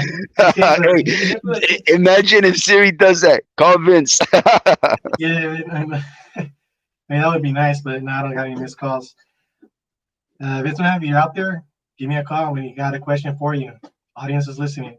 But no, to answer that question, that's a little bit hard. And the reason for it, because I mean, I remember this was during the pandemic, right before the pandemic. The show starts going down the, well, not going down the drain, but money wise. Hmm. there's no fans on stage. Wrestlers are still wrestling, but they have to make sure that they were cleared. They take a test, make sure they didn't have COVID, and if so, they're able to participate in the event. But think of it, they're wrestling in front of an empty audience. There's no Yeah. audience allowed. This was when the pandemic started, so they're losing a lot of money. A lot of the money, yeah, you get it from TV. Hmm. TV, you pay for on air time. As long as you get ratings and all this, and they keep renewing your contract. But if not, then they won't. But so you're trying to make money. You got to try to impress the networks, and that's where most of the money comes from. But not only that, then there's also the merchandise. Wrestlers have to make a name for themselves. People have to want to buy your merchandise.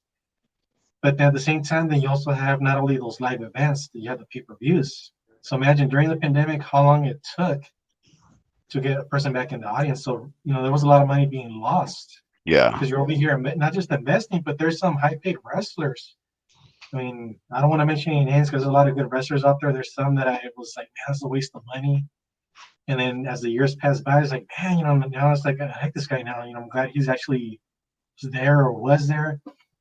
Oh, when you're Vince McMahon, he loves these big guys with, throughout the years, things that I've been researching, he just likes the guys with the muscle. So imagine if some of these guys with the muscle fit are getting paid these high buck money. Next thing you know, you have to do budget cuts because now, okay, now you're not making that much of a profit. So now it's like, okay, I can't afford all these wrestlers. So a lot of wrestlers were being let go. Why was Wade Bryant one of them? I mean, he had creativity. Maybe Vince McMahon had different pitches for him. Sometimes Vince McMahon, he'll try to, you have your own ideas. You want to have it your way, but unfortunately, Vince McMahon has the last shot cost. Hmm. So if it's one of those where you're butting heads with this man, maybe he has a more childish idea, even though Wade Bryant's idea was childish, he knew how to create it.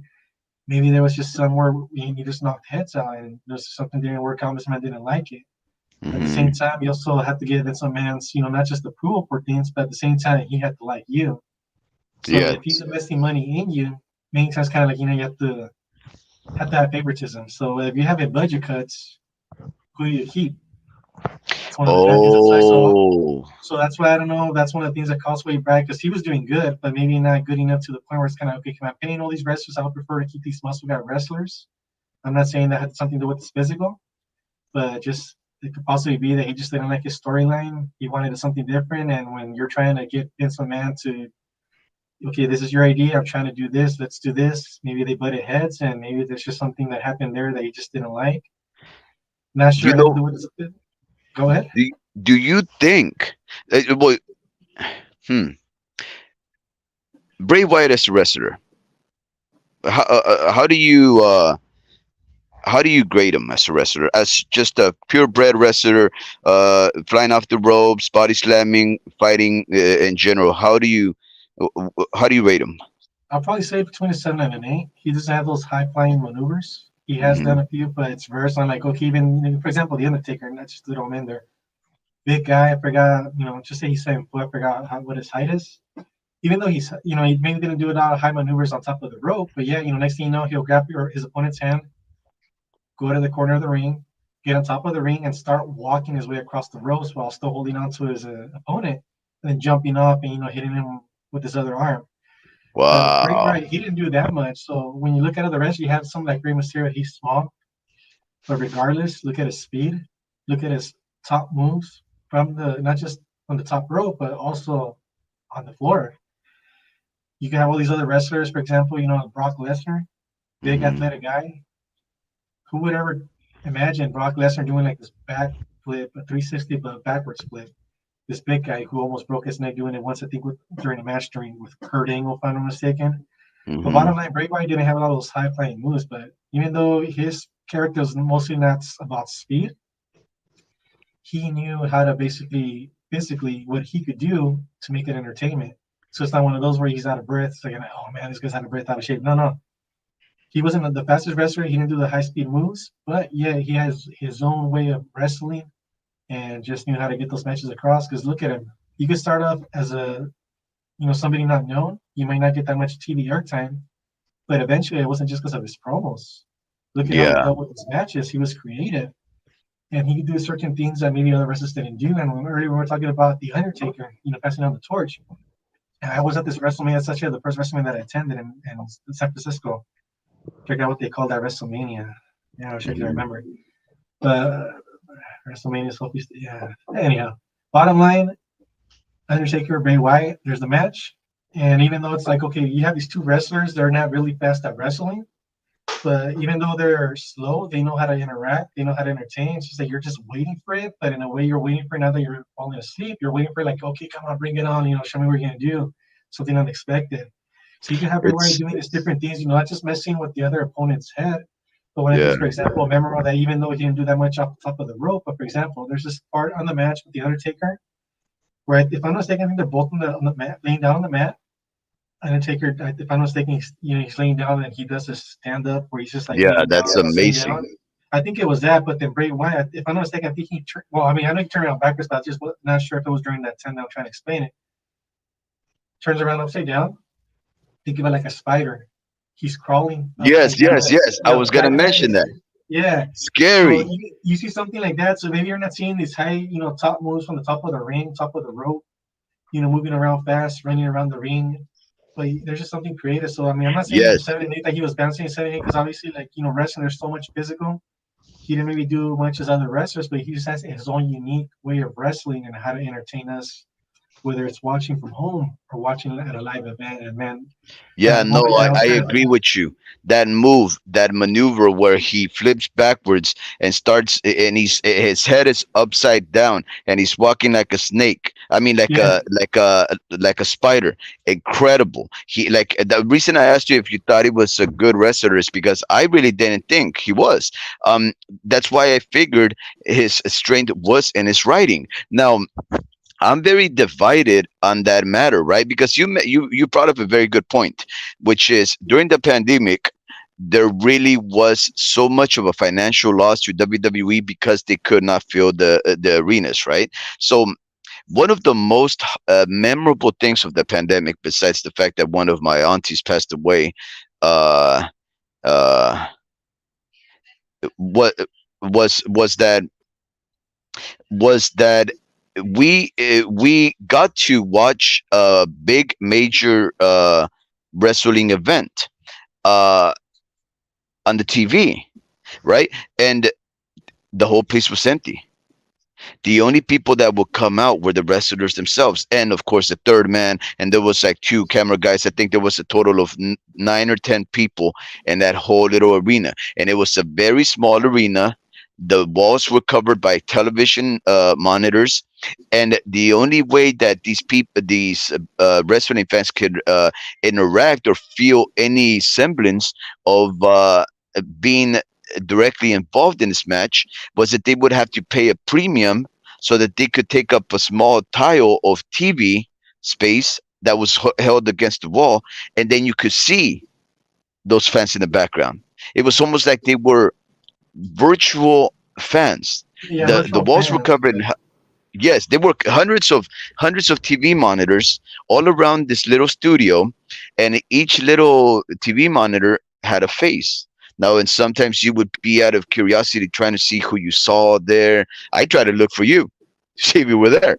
Um, Yeah, but you would see black people, white people, couples, guys going crazy, but you couldn't hear them. You just saw their faces, and they were obviously, you know, standing before a computer or a telephone, some mobile device broadcasting themselves, and you could see them. Now, I think it was a missed opportunity that whenever there was supposed to be like breaks between the fights, that they didn't focus on those people, like, maybe bring a camera and focus on those people, or maybe show the people like flashing before us, like to say, hey, here's Jonathan from Raleigh, North Carolina. Here's Megan from Hialeah, Florida. It was a missed opportunity. But I remember that these were the early years of COVID. pandemic. Yeah, Yes, and they were trying to improvise. Now, what I remember about those matches is that there was two wrestlers, right? Uh, any wrestlers, I can't remember. And every time that they were wrestling, you heard every footstep. Gah, gah, the yeah, punches. And now you started to see what was going on. They would slap each other, and the punches were major thunderclaps, like because the whole place was hollow, and every punch was just like crap, crap, and every step that they took across the ring was so thunderous, and it was amazing in its own right because it was two men fighting each other, and the world shut up. It was like the whole focus was on them. It was incredible, but it also felt very awkward because you needed that excitement, right? So, uh, Bray Wyatt could not be a wrestler during that time because he couldn't wrestle that well. So you needed to have sound. You needed to have movement to keep these people watching this event. Because if you couldn't step strongly or firmly or loudly or slap or your opponent or take a slap or jump on them to make the sound or the movements, then people weren't getting the full experience of wrestling, right? So I could definitely understand how Bray Wyatt would not fit into the pandemic WWE years. But here's the thing, though, he could have completely excelled in the WWE pandemic years with his promos. He didn't have to only do his promos. He could have done every other person's promos because in the absence of people and sound, the one thing that could fill that in was the visual presentation. He could have done crazy stuff with the background. He could have made promos, 5-10 minute promos before the wrestlers came on to bring that excitement. So I think Vince McMahon, if that had anything to do with not renewing his contract during those years, I think he messed up. Because yes, I could understand how Bray Wyatt may not have been able to wrestle, but the fact that he could have presented us with videos and promotion could have filled in that void that I remember having felt when I was watching those fights. The fights themselves were great, but they rang hollow. And I think Bray Wyatt could have brought some entertainment value during those times. So what do you think? Yeah, well, I really, with that topic, it's like you know a little bit more than I do because I don't know that much. Back then, I mean, it actually was free. I wish they would have actually had to pay for being on TV. Because, yeah, you know, they'd have an audience, but they would have a bunch of TV monitors out there. Just basically, I think it was like on a weekly basis. You want to be part of Raw, you want to be part of SmackDown. Mm-hmm. Send that email. And if you're one of those lucky ones that basically, because I forgot how many emails it will take. Well, when they open it up, you know, around this day, this time, sign up. And if if you get on the list, you'll basically be able to come on the TV monitor. You just never knew where you're going to be at. And not only that, they would switch it up. So it's kind of, even though if you would, might be in the beginning of the show, you may not be towards the end. So one of the things that, if they would have charged, it would probably been better because they're losing out money. But obviously that money we're paying for entertainment, pays for the wrestlers, pays for everything they're doing. Back there, they're doing everything from Orlando, I believe, if I'm not mistaken. Or the Yeah, NXT Orlando training ground. Studios. Yeah, so it was just nonstop just there. But bottom line, I remember I used to do a lot of those live events, but it's a virtual audience. So the Wow, thing I kind of see? start with, which I probably missed out. I mean, like earlier you mentioned, during commercial breaks, show the camera this person from this person from over here, Jamie from Chular, California, a small little town that nobody knows about. That's where the freeway exists, Chuler. whatever. Good old Chuler. Yeah, I went to Chular High, by the way, and Chular State College. But anyhow, with all that, just it was one of those where I was just nonstop on my phone at the same time watching the TV, just trying to figure out, okay, am I going to be put on TV? Because you were just right there waiting on the phone. It was either the beginning of the show and then somewhere around it, they would basically kick you off and let more, fans interact. And now they put someone else. Not only that, they never told you where you were at. So here you are, you're trying to watch the TV, you're trying to watch. Well, at the same time, you're holding onto the phone and you're trying to, where am I? That's the first thing. Second, if the camera's going to point toward that direction, I'm over here trying to prepare myself, like trying to, okay, like I'm going to cheer, I'm going to get excited. So bottom line, I actually missed out a lot about what wrestling was back then because I was more trying to be on TV. I have been on TV before. I've actually been on the front row with one of the Wrestling Raw events. I remember when Brock Lesnar and Paul Heyman, they were coming out. You can see myself in the background. But bottom line, What? How come you didn't send me that video link? That's a long time ago. I know I have it on my old DVD player out there. I know I still have it. Just gotta find it. But and it was in San Jose. But bottom line, I remember I was trying to get on TV, so I missed out a lot of the actual wrestling action. So a lot of stuff that you're talking about, you probably do have a good point. I'll be honest with you on that. You did more research on that than I did, and for me, it was more of me trying to be on TV, so I missed out on what the actual action is. I was more into the promos when they would go on commercials, which when I know what the research, they would basically just be wrestling. The wrestlers will wrestle. Then when they go on commercial, the rest would tell the wrestlers we're on commercial, so they would just be relaxing, talking, and then right before commercials in an end, they kind of like get ready, kind of like wherever they improvise and pick up wherever they last left off or something similar to like if it's like nothing ever happened during the commercial, like yeah, they were still wrestling, even though you Hmm. didn't get to see it. But when there was commercials going on, you're right there looking at the TV screen, a TV monitor on your phone, and you're okay. You're not watching what's going on during the commercial break. You're actually Yes. watching promos. Okay, Yes. there's a people coming up and they're talking about the Wow. matches. Yeah, so they're trying to promote, which is good. But for me, it was more like, man, I really missed out. I wish I would have probably paid more attention to promos back then during the pandemic. I wish I would have paid more attention to the matches. Good point that you made. If there's no crowd, it's all quiet. Well, yeah, you can hear more of the action. Yeah, they say they have a microphone underneath the ring, and when people wrestlers starts getting body slammed, you hear that. You get slapped. Yeah, you hear it slightly, but when it's more quiet, obviously it's more that it's more noticeable. You pay attention Yeah. more to those details. I wish I would have caught more onto it. So I probably missed out, whatever did happen to Bray Wyatt, as mentioned in my little dementia, which, I forget things. But Eh, eh. the little bit that I do remember, I was trying to get on TV. So maybe that's one of the things I kind of missed out about wrestling that I wish I could. I still have a lot of shows recorded during the pandemic. You were trying to be wrestling instead of enjoying wrestling. Yeah, so that's where I missed out because, it's like a soap opera. And if I'm not really watching the show, I'm trying to be more on TV, which is the Yeah. most like, Well, it happens, Jimmy, that was my every biggest time. flaw. So it's kind of hard to answer your question about that with Bray Wyatt during the pandemic and maybe why he's on TV. I don't really remember too much about it. I know he would have made a good, I think he still had some promos if I'm not mistaken. I wish I could have remembered what promos he had back then. But if I'm not mistaken, I think there actually was, there was a Bray Wyatt and Alexa Bliss. Now that I'm thinking about it, Uh huh. you talk about the Wyatt family, talk about Rowan, talk about Luke, Braun. Alexa Bliss, the one that you took pictures with, huh? Yeah, that's another one. I did one of the virtual chats with her. There's a few that I did Yeah, I virtual saw chats with that. That was this one of cool. them. Yeah, and with Alexa, she was actually part of, I can't say the Wyatt family, but it's one of those where next thing you know, with Bray Wyatt, the character, they start talking about what sister Alibi or sister, maybe to help me out with this. And it's kind of like, who is the sister? Oh, wait, But it was wait. actually Sister, Alibi, I think. Wasn't it Alibi? no. No. Sister, it was his move, right? Yeah, it was actually his move. That's what they call it in my head. I was like, Sister, yeah. ah, So at first I was like, hey, is it Alexa Bliss? And it's like, before her, it's like, okay, is he going to bring another character in his little cult? And what's this going to be? Who's going to be affiliated with it? What is it? You expect, okay, if it's been all male cults, now it's going to be a female cult. So when Alexa Bliss came out and part of with Bray Wyatt as her affiliate, I was kind of like, okay, so that's Sister Abigail or Abigail, Abigail, whatever. I'm trying Sister to Abigail. it's killing me. It's like, what the hell? I know it. I gotta know it, but Yeah, see, you still pretty sharp at your 60 years of age.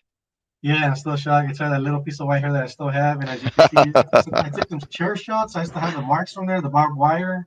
Yeah, I try to be one of those drunk wrestlers. Not to, a little bit off topic. I remember when they used to have wrestling in Watsonville, the indie show. I Yeah. would go, and there was a lot of like the Hispanic wrestlers, and I remember like with interaction with one of the things I was trying to say, interacting. So over here, it's like, okay, just drink one beer. I don't like beer, but just drink one beer. Get a little bit, loosen up a little bit. And I remember getting the front row seats. You start seeing the wrestlers, and I remember I see Yokozuna, Conan. That was another wrestler that was in the indie show as well. The bottom Conan, line, yes. yeah. So everything, Yeah. it's fake, but you're interacting. So the wrestlers are trying to get your attention. I think I saw doing the clown one of the indie shows as well. Are you But talking the about bottom, Conan, the one that's Konnan, the one from he's the bald guy WCW. with the glasses, gangster looking? Yeah, I also have a picture with him Wow, recently from the scary last guy. WrestleCon in LA. Yeah. But he actually did when Rey Mysterio got inducted into the Hall of Fame. Conan did an awesome speech, and I even quoted Conan. I'm not quoted Conan, but I actually, I wasn't expecting to take a picture with Conan at WrestleCon because I was limited in budget. But the next thing I'm like, his speech it motivated me because he's a good speaker. He Yeah. said a lot about Rey Mysterio I didn't know about, which obviously that's one of the things that they try to do. But with Conan, he's a good storyteller. He knows how to start the speech, everything in alphabetical order. Okay, so Rey Mysterio from A all the way to Z. perfect speech that I'm like, I gotta thank this guy. I really like them in WCW because he had like this, gangster look, which is a little bit different because you used to see, okay, wrestlers, muscular, bad people, evils, baby faces. But then you see Conan as a little cholo. It's kind of like, yeah, it's a little different, something different I haven't seen. It was one of the first times, actually saw, Conan. Conan, that kind of character. But bottom line, I remember that's, one of the pieces that I had from WrestleCon in LA. So after that speech, I actually went up there and, thank Conan. Well, I thank Conan, but, for his wrestling, his entertainment, but also, congratulating him on the speech he gave. It was just an awesome speech. Yeah. But So bottom line, before going back to the Bray Wyatt, I remember with the Conan, that they were wrestling. And my ass is over here, a little bit drunk just off of one beer because, like I told you, I don't drink. So, I just sip on a little bit of beer and I'm already drunk, you know. it's But I better was, than drinking a lot of beers. yeah, but to get entertainment, they're trying to catch your attention. They're going to hit a wrestler, like, like pointing, should I hit him? Should I hit him? You're over Yeah. here pointing todo. Next thing you hear some of those slaps. Boom, and that's a, but, they're not slapping him hard. And I always hear my ass, pégale duro, más fuerte, con huevos. But just trying to, just, in reality, So people that over here, like, what the hell? But, when you're out there with, like, one sip of beer and you're over here just entertainment, trying to, interact with the wrestlers and you're getting the wrestlers' attention, like, what the fuck? Like, you're over here expecting, like, like, get him, hit him with the chair. And you have this drunk guy over here, like, más duro, güey, pégale con huevos. Like, what the hell? You catch him off guard. And, for Conan those over here, that like, aren't this deep. bilingual, what he's saying is hit him harder, hit him again, hit him with balls. No worries. Sorry, I just the cleaning person I got at the office. She doesn't Oh, know I'm okay. here. I just hear the music in the background. Yeah, So just tell him we're interviewing you. You're famous. yeah. No, nothing like the show. Hey, Yeah. Put on my Bret Hart tights. Hey, an autograph photo? So Jimmy, yeah, no, it's Conan is if I'm not mistaken, if you've developed a fondness and an appreciation for Conan, if I'm not mistaken, he came out in 2 seasons of Lucha Underground, which I Yeah, loved because it was on the El Rey network. It was an independent, which a promotion which had great stellar names, great talent from all over the world. They initially their shows for free, and this yeah, one city of LA, somewhere in LA, I can't remember what uh, the place is called. But anyways, when they were first starting, I was one of the very first followers, and the reason I actually got this mask is because they gave me some tickets to go to Lucha Underground. Um, nice. unfortunately, because you would get them for free. You would email them and say, hey, my name was so and so, I reside in so and so, I need some tickets, we're a crew of this and that. If you go into the shows, if you see the shows, you see a lot of them were probably locals because you see a lot of familiar faces there. You keep seeing a few of them, but nonetheless they were giving out free tickets, so we got some granted to us. They sent us the email links, but we couldn't go because, well, I mean, it's far drive. And I think what discouraged us was that we couldn't really, we don't know the city of LA. I've never been Yeah, to Los Angeles, so I don't know anything about it. I don't know, where to stay. And I think uh maybe my last child was gonna be born. Who knows, bro? But no, something more important than wrestling. yeah, So whatever that was. But anyways, if I'm not mistaken, Conan came out of there for 2 seasons. He was a great wrestler, great speaker, like you say, Conan. To those that don't know about it, research El Rey Network. Lucha Underground, or just yeah, Lucha Underground. I believe it's likely on like uh, 2B or any of those free TV channels. It might be on demand on some kind of thing. Nonetheless, I got this mask because I got tickets and I was gonna go as a Lucha Libre fan. But you mentioned going back to that idea that the pandemic was a very hard time for wrestling in general. The Lucha Underground was perfect because it was heavy on the promos. They had yeah, incredible buildups because they had a lot of video, and then they developed storylines, very good, well written storylines, and then you got to see wrestling. Like you had talked about how WWE, a lot of the time you don't develop a connection with some of these wrestlers because A, they're not creative enough, so they don't invest in the promos, so they just go and wrestle whatever once a week and so forth and so on. When you wrestle during the pandemic and it's only two people in a vacant studio, everything is resounded and thunderous, and it, but it's empty. And the it reminds me of what you said. You said you're not a fan, or you haven't become a big fan of New Japan Pro Wrestling, NJPW. The reason you said is because you like loud crowds, action, everything. So I wanted to tell you that the reason why NJPW does that is because it's a cultural thing. Japan, Oh yeah, that's their culture. Yeah, it's a, yeah, yeah. If you do something incredible, they'll clap. yeah, they'll clap. Yeah, They'll clap. And so um there's this fighter. I'm not too sure if you big into boxing. I imagine you know that I'm a big boxing fan.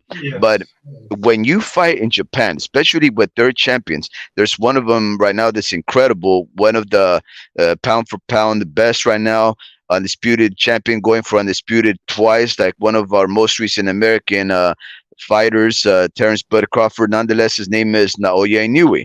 Now, a few years back, if you watch Naoya Inoue's fights, um, the whole stadium is filled of thousands of Japanese, but they're very quiet.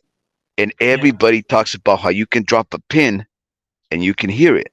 Now, I remember a few years back, you would still watch the Oya Inoue fight, and they would only clap when anybody landed, right? Um, when the Noya Inoue, you heard a lot of claps because he's a very action-packed fighter and he's very successful. He has great timing. So everybody was like, "Da, da, da, da, da, da," and then they would stop, "Da, da, da, da, da, da, da," of clapping, and they would stop, right? Well, I'm happy to tell you that as of last fight that Naoya Inoue performed, where he became after he became undisputed and he moved up to weight to 122 and he fought an undefeated American fighter who was also undefeated and a champion at the heavy weight. That when they fought, the whole crowd got loud. They were continuously screaming, continuously yelling, continuously clapping because it was so action packed. They completely forgot tradition and custom, and they were going crazy. So one of these days, New Japan Pro Wrestling might just be a little different, and you might like it a little better. I love New Japan Pro Wrestling because they are so talented.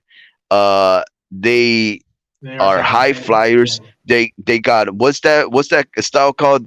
Um, brute style or strong style? The big uh, strong style guys. yeah, The incredible. yeah. No, you got a good point. You talked about New Japan exactly how it is. I mean, I don't know how much I could add to it because obviously you're the pro at it. And I mean, don't get me wrong. I have seen it. I love the wrestling matches, but just one of those like when the way I grew up. I grew up with watching WWE, this hearing the crowd in the background. So next thing you know, when you try to go from a crowd to crowd just clapping, it's a little bit different for me. I'm still trying to get adjusted to it, but yeah, I'm still trying to connect to some of the wrestlers. I know some of the wrestlers on AEW actually have wrestled in Japan Wrestling. One of the other one, John Moxley, which he was in WWE with another faction with Roman Reigns and Seth Rollins. The Shield, they did pretty good, but John Moxley went his own ways. Not only he's in AEW, but he's gone to New Japan Wrestling. If I'm not mistaken, that current New Japan Wrestling champion is one wrestler from AEW who temporarily left AEW to go to New Japan, and right now he's back at AEW, but carrying What's that New his Japan name? Wrestling. Yeah, I'm trying to think. I'll remember the name. Hopefully, not by the time we end, at Don't least say it's Kenny hopefully. Omega. No, it's not Kenny Omega. Man, I'm trying to remember his name. Damn it. Because one of Shinsuke Nakamura is Yeah, now in WWE, yeah. and I, and I, and I don't look. I'm gonna look at what Shinsuke you're talking about. Nakamura, Yeah. yeah, Shinsuke Nakamura is a Japanese wrestler fighting in WWE right now, and we just had a major event. I think it was SummerSlam, and he got to participate in the what is that one called? The Royal Rumble, Uh-huh. and he got eliminated like in minutes. Now here's the thing, uh, Shinsuke Nakamura is one of the best wrestlers I've ever seen, and He In is. Japan, Uh, that would never, that would never have happened. That guy would put up a 30, 40 minute match before he lets anybody tap him out or take him out. And in fact, mentioning it, one of the best wrestlers of like, wow, I don't know what you think about this. yeah. Ricochet. What do you think about Ricochet? I love Ricochet. He's a high flyer. That's something, he does moves that you would not expect. It's kind of like, for example, take the last one with, I mean, there's been other ones. Obviously the last one that he had, I think it was Paul Logan, if I'm not mistaken. Logan But Paul. Logan Paul, I mean, I know I keep getting the name wrong. And I'll go into that right now. Because But you're I just, 60. but yeah. But real quick, Eddie Kingston. He's the current New Japan World Wrestling, champion. And Ah, he's an AEW wrestler, but he was over at New Japan, so he's still, back and forth. But that's uh, the name I was trying to get to, Eddie Kingston. But anyhow, going back to Ricochet, so he doesn't have a lot of TV airtime. It's bumming, but this guy has a lot of these moves where it's kind of like, okay, like he just needs to pull his character out. He has it. He has the charisma, the moves as I mentioned, the crowd. It's one of those where you're watching a match, it's kind of like, what's he gonna do next? So you're constantly watching. He's gonna be someone. It's just maybe not his time yet, but he will make it out there. He's a high flyer maneuver inside and outside the ring. The one with the name you just mentioned, I said Logan Paul, but I keep messing up the name. Logan Paul is very skillful. But if that's the right one I'm mentioning, it's one of those. Okay, imagine the ring. I forgot how many feet it is across. Each opponent opposite side of the ring. And I don't know if it was during the Royal Rumble or what it was, but here they are. Next thing you know, they're outside the ropes, hands up to the top rope. Next thing they jump on top of the rope, and then from the top of the rope, they split in the middle of the ring, and they boom, both collide in the middle. It was So you think incredible. about it, it's like, how the hell do you go from one side of the ring to the other, meet in the middle, and make it something entertaining that's nothing ever been done before? And it was Ricochet, one of them. It And was incredible. yeah, it's like it was just something you never saw. The fans getting up out of the seats, the cheers. It's kind of like you haven't seen. I mean, at least myself, I haven't seen that stuff. It's been done before in the past. Like I mentioned, I was 60, maybe it happened 70 years ago, but I've never seen that. It's just amazing. Ricochet has the high maneuvers. That's kind of like, wow, this guy's gonna be something. Like I mentioned, it's not his time yet, but anytime now, he just needs that specific moment. And not only that, also from everybody, the creativity team and everything, and his character, he'll be somebody. Just kind of like But exactly like Ben Baylor. Ben Baylor also had some of those high maneuver moves. He, did make it. Maybe not as a top wrestler, but he was somewhere out there. And unfortunately, he got injured when he became champion, which it kind of sucks because he was actually going somewhere. And then next thing he recovers from his injury, comes back, and who? the Finn character Balor? they had, Ben Baylor, yeah, he actually was What? champion. He had to, yeah, I think he only lasted like a day, and he had to retire. And this is the What? storyline. It's a storyline with Seth Rollins. That's one of the beasts that they have nowadays, which they made into a storyline where Ben Baylor was trying to, okay, I still have a beef with you. This happened so many years ago. I became champion, but you got me. I got injured because of you, and I had to relinquish the title. So they made that storyline actually came pretty good. But yeah, when he was at his high, unfortunately got injured. And just Uh, going back to Ricochet, he's at the moment where just any day now he's gonna make it out there. He just needs that specific, whatever it is, interaction with the crowd, which he already has. But I just don't know how much more. But just to answer your question, he's gonna be somebody. It's just a matter of time.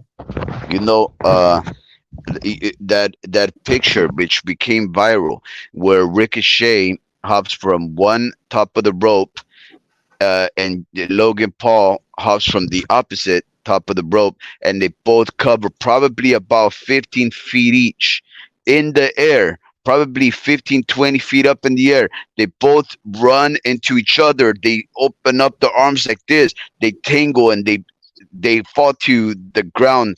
Uh, One of the most incredible images I've seen. Almost like when Shane McMahon jumped from off that. My goodness, and he landed on that thing. They land. Oh my goodness! Like, The trash can lid. yeah, He he would be on one she's side of the ring. The opponent would be on the opposite. And even though he was across the ring, this guy somehow made it all the way across, stretched out his feet, the trash can's already on his opponent's face, and just somehow managed to still kick it, regardless of how far away he feels from his opponent. Incredible. You know, Yeah, talking to I mean, I don't want to switch up just this, but Shane McMahon, that was one of my favorite wrestlers. He really didn't wrestle that much, but with Vince McMahon, he had character. He knew how to act, and that's one of the things that just made it creativity with him and Stone Cold. Which back then when there was a competition with WCW, Vince McMahon came out more on TV. It's kind of like, hey, where do you ever see an owner putting on TV time for himself was to be the wrestlers? But no, they made it to a storyline. Here's this evil boss, just knew how to piss off the fans, and now you have Stone Cold over here that's going to save us from Vince McMahon. But going back, Shane McMahon, the son of Vince McMahon, I'm amazed with Shane McMahon. It's one of those where you expect him, okay, yeah, he's the son of Vince McMahon, but what do you got? This guy made an impressive, he had incredible moves, did things that you would not think he would do because he was not I can't say he's not a professional wrestler because obviously he trained and everything, but he didn't have many years of experience compared no, to he wrestlers. didn't. So here you have Shane McMahon doing these crazy moves, entertaining you. And there's this match ever against Kurt Angle. I forgot which pay-per-view it was. Kurt Angle's going to do his angle slam, grab Shane McMahon. They're the other way at the top, where the wrestlers first come out of the ramp. And on the ramp, there's all these mirrors that had the wrestling, whatever the event was. I think it was on there. I forgot what it was. Bottom line, Kurt Angle hugs Shane McMahon, gets ready to do the angle slam, goes in behind. That shit did not break. The glass did not break. So here you see Shane McMahon upside down, landing on the top of the ramp, and his neck. When I saw Oh my God. when I saw him, like, fuck, this guy, probably broke his neck or something. And believe it or not, they did that maneuver. I'm not sure if it was 3 times.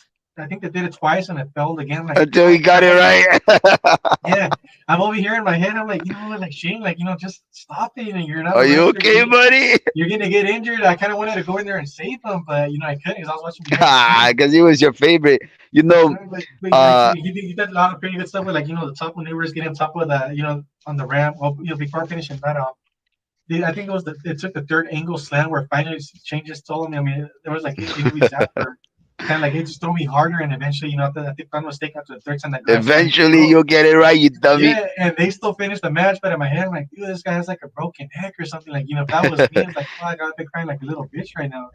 Yeah, but so no, they continued the match, they finished it, and Shane McMahon, going back to Shane McMahon, these crazy moves with what you talked about earlier from one side of the ring, on the opposite jump, kick the opponent's head. There's also this thing where like they had a big TV screen on top of the ramp where they first come out, and Shane McMahon, there's like a little ladder that goes all the way to the top. You see Shane McMahon up there, and if I'm not mistaken, I think he did this move where I forgot how high that shit was, jumped off, and I forgot who was the opponent on the ground. Table. He was laying down a table, and he actually, 35 feet or 40. Either he did one of those things where he jumped. I think if I'm not mistaken, he did the sign of the cross, jumped off, and hit this one with the elbow.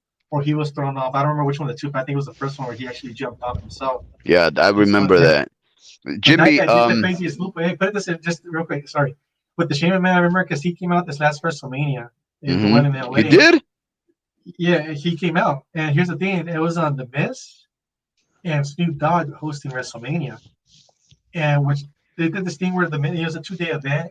The Miz is hosting. He's the evil villain.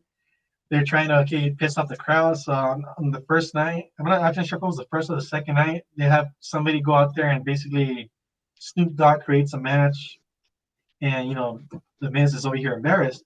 But there's one where Shane McMahon, you just hear his music, here comes the money, and Shane McMahon, coming out of the ramp doing his little sidekick left to right, skipping, hopping, I forget what you call that, running down the ramp, gets onto the ring. And Snoop Dogg, basically, they say, I created this match. It's gonna be the Miz against Shane McMahon. Unfortunately, during the match, there's this thing where Shane McMahon throws the Miz across the ropes. So here you go, Miz running across, and by the time he's coming back, Shane McMahon jumps up. The Miz goes underneath him, and by the time Shane McMahon lands, I think he torn his hamstring. I forgot what it was. So here he is, and the next thing he's on the ground, can't get up. And here's the Miz, going back and forth, notices what happened. He's playing along as he knows he's injured. He knows Shane McMahon's not getting up. So Miz goes over him, just kind of like he goes back and forth, and it's kind of like just playing it along, and eventually he stops. So now they have the Enterprise. So we talked about earlier about injuries. So I'm over here like, yeah, glad I heard Shane McMahon. Luckily, either I was recording or I started recording when I heard his music. I think I was already recording before this I was talking. But unfortunately, he got injured. I'm like, man, I haven't, it's so like, embarrassing. Here it is. He hasn't been on TV for a while. Finally shows up, WrestleMania, and he gets injured right away within not even the first minute. I think I heard about that Yeah, actually. so That then, was when Snoop Dogg, right? yeah, so then they had to improvise the match. So the man's, just what happened, after your research that you do, the man's basically told the Snoop Dogg, hey, do the people's elbow on me, or I forgot what it was, or like kind of like what The Rock does, kind of like slam him on the ground and prepare him for the people's elbow. And next thing you know, it's like, okay, Snoop Dogg's running across the ring trying to do the people's elbow. I think he didn't have nothing on his elbow, but just pretending he had like a little wrist brace or elbow brace. Pretend he took it out, kind of like what The Rock used to do, and pretend he threw it at the crowd. The slowest people's elbow, going from one side of the ring, and I think he jumped over the Miz and went to this side. But as Snoop Dogg, he's slow. It improvised and made it entertaining because you already knew Snoop Dogg is slow. And even though he did it super slow, and then eventually did the elbow drop, which was the weakest elbow drop I've ever seen, the people's elbow, made it entertaining. Got the pin and beat the Miz. But unfortunately, Shane McMahon got injured. I wonder where that would have gone. But he was pulled off the mat by other referees. Actually, it was recording when also Shane McMahon was taking off the ring through the crowd. Getting some help, but he couldn't walk. But that's unfortunate. I really wanted to see Shane McMahon in the match, but other than that, Yeah, well, he must be like 50 something years old, and like you said, he didn't really have a lot of experience learning how to become a wrestler. So every time he went out there, he was probably heavily on some coke and a couple of beers because nobody would be stupid enough to try the stunts that guy did.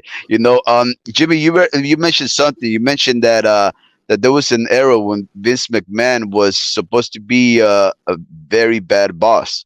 Well, I don't know if you know this, but apparently Vince he's a bad McMahon. boss. Wait, Vince McMahon is a gangster. Uh, Um, Most recently, do you listen to Joe Rogan? no, I don't. That I, what kind of a man does not listen to Joe Rogan? I hardly had time for myself.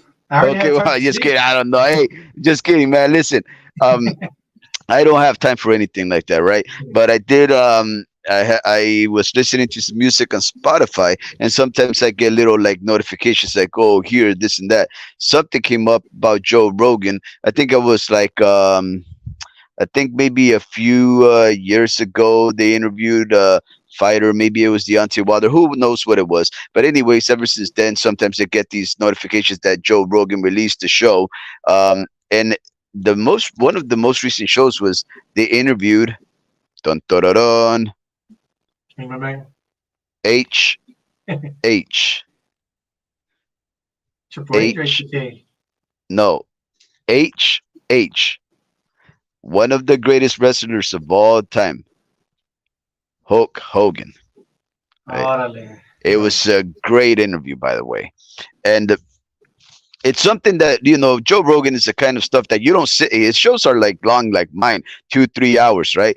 But Yeah. he has like I'm glad to say that I believe I have very intelligent listeners and very entertaining and special guests on, but he does this for a living, right? So Yeah. he's the kind of show that they could go on for a long time and they'll just talk about everything. They'll have a very good time, but you don't sit there, listening to the whole thing. You can just put it in the background, go work, sand your Impala, get it ready to prime over the weekend. Whatever you want to do, you work and you listen and you learn.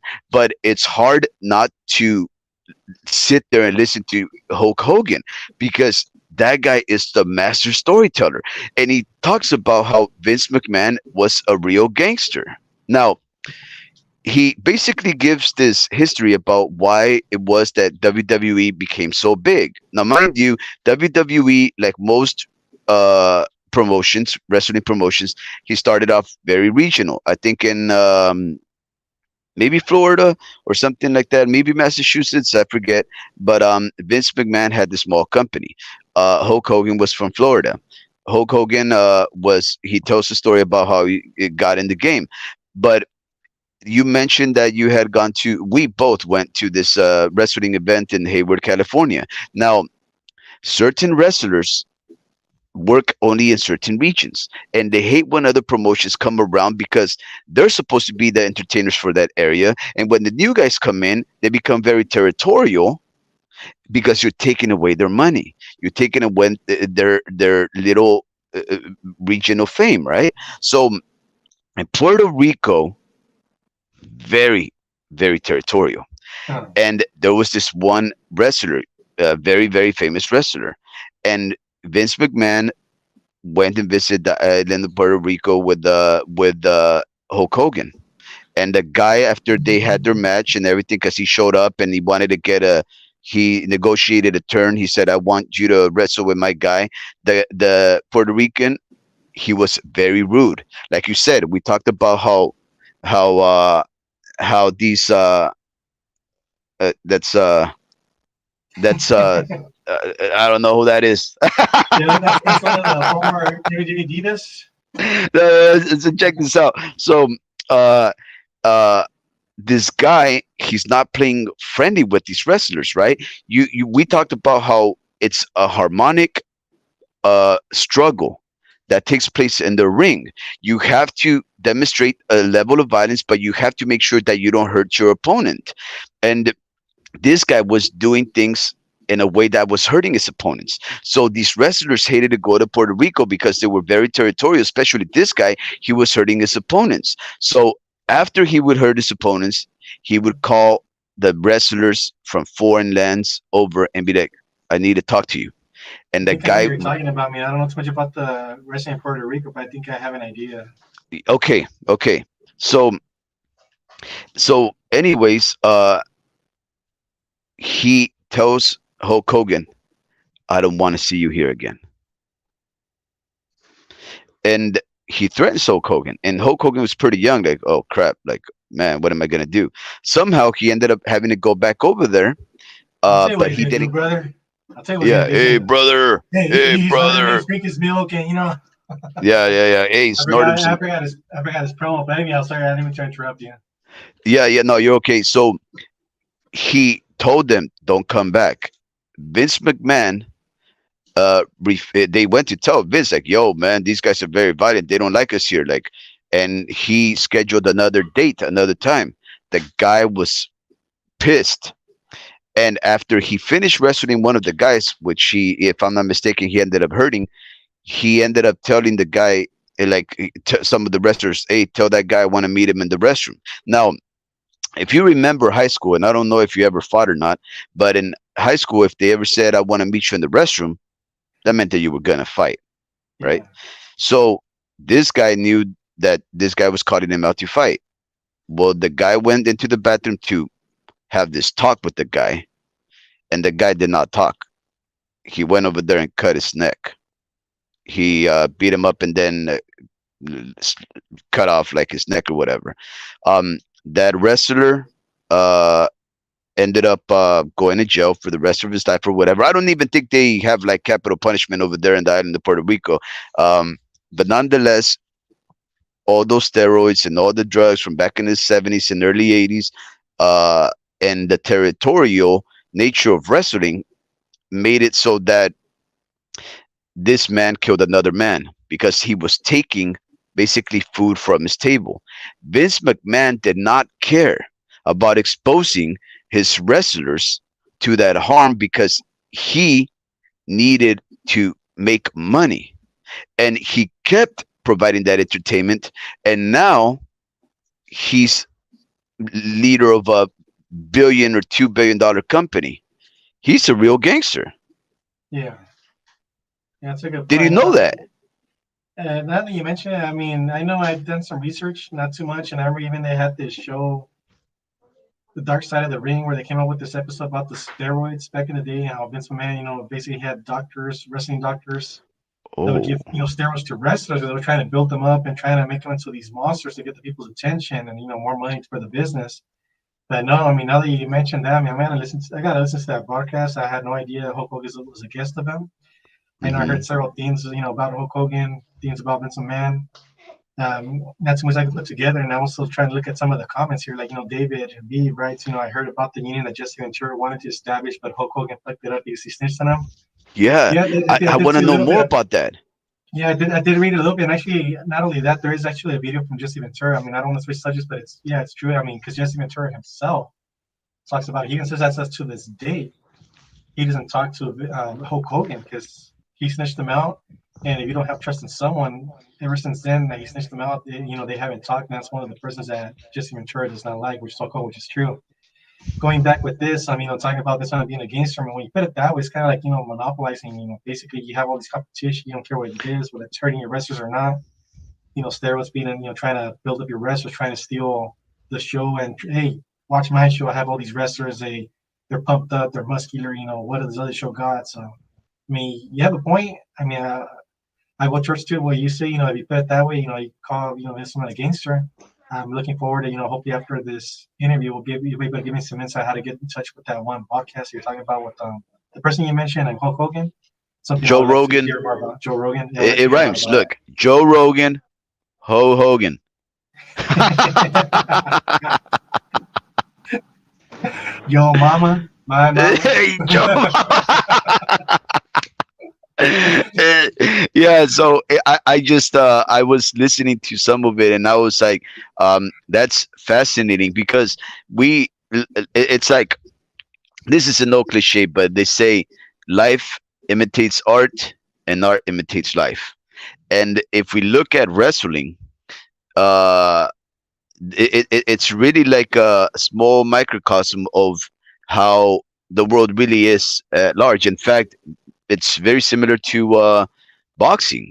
Boxing is so layered, from your wins to your victories, your sacrifices, the people you hurt, the people that fall in love with you, the fanaticism, uh, the way that the fans turn their back on you when you lose, the way that everybody's on your side when you're a winner. It's like it's the story that takes place in the ring is very similar to our everyday lives, except of course we don't take punches for a living. Maybe not physical punches, but we might take, emotional, mental punches.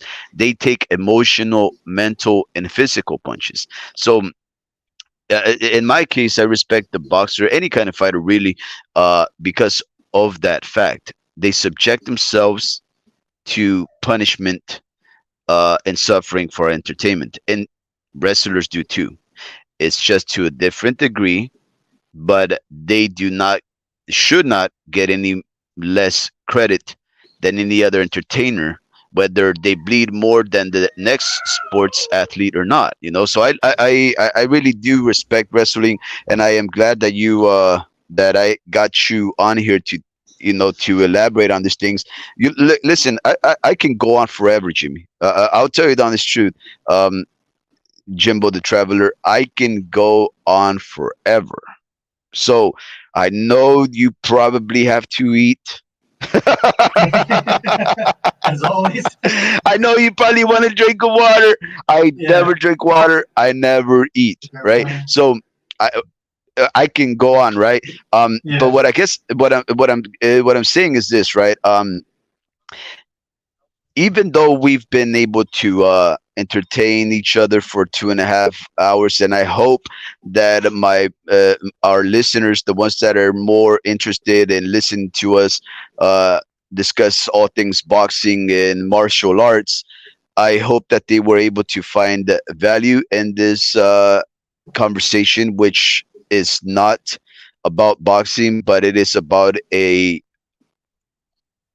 violent art form, uh, because there is so much to learn, and so much to value about any person that does anything to please us and entertain us.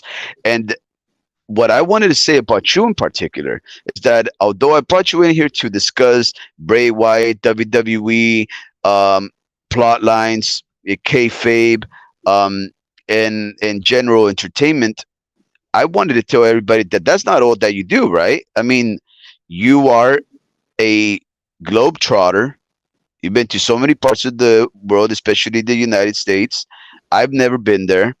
So I think I could bring you one day to tell us about some of the things you've seen, some of the people you've met, some of the places you've traveled, so that you can provide us some feedback, and maybe some of our curious wonders may one day say, "Hey, I like what Jimbo the Traveler said, and let me give this place a try."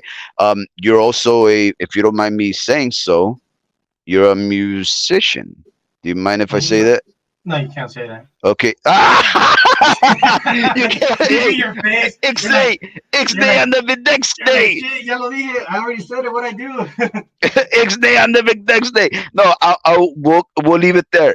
But You should make just it in like rest, case. You should make it like rest. You have like a little 7 second delay. And next thing you rewind it quick enough so you pause. No, Hey, but yeah. I look. If you don't want to reveal how famous you are, that's okay. But I'll edit No, this part I'm out not because famous. I just got fortunate enough. It's one of those where I mean, I was a little kid, which you never expected where I was heading. I mean, I had no idea with all this traveling.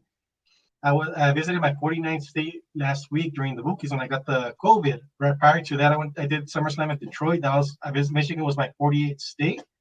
But I mean, I could always talk about how it started, why I went from like one state to next thing. I was like, man, how to get to? I want to do all 50. Alaska's my last state that I got to go to. But yeah, I mean, I could talk about all that. I could talk about, how to, I mean, at least before the pandemic, how to find cheap flights, what were my little tricks. When I first did my first traveling, which was for 9 days when I did that WrestleMania in Dallas, I was out there for 9 days. I visited a few states around there, like Oklahoma, Kansas. I'm trying to think what's, on the south side, Louisiana, Arkansas. Yeah, I think there was one more state before Georgia. I didn't get to Georgia because it was a tornado, but I remember online, since I left there for 9 days just to make it short, it's like, how the hell do you earn all this money to do all this traveling? It's like, if you believe it or not, when I did that WrestleMania for 9 days in Texas, I was sleeping. I didn't rent any hotels. I was sleeping out of the rental to save up money because I would get my Wow. money. Yeah, I had coupons. I remember back then, you did summer pros, you get gift cards. I would save those gift cards for like say like Subway. I'm trying to think what the other restaurants were. I remember Olive Garden. I forgot what all these other things, but there is ways of how to travel, budget, and be able to do all this. So yeah, I was out there for 9 days. You expect like, oh man, this guy paid a lot of hotels, a lot of food, a lot of gas. No, in reality, no, you just got to know what kind of car to rent. Make sure, I get into the details, but I slept out of my car for those 9 days, except for one day. And I found out about it Wow. later. It was in Kansas. Basically, when I got there, I remember people driving with a Confederate flag, like, what the hell, where am I at? It's like, okay, if I sleep at the gas stations, at the truck stops, and if you start seeing people with Confederate flags, it's like, okay, I'm already tired. I have no idea to do my research. Where am I at? But I'm so tired. I just need to, I ended up renting like a Motel 6 and sleep for that night. And then Georgia, I was trying to get to Georgia, but I didn't make it to Georgia because there was a tornado watch. And luckily, I slept the night before, just to make it short because we're going to another topic another day.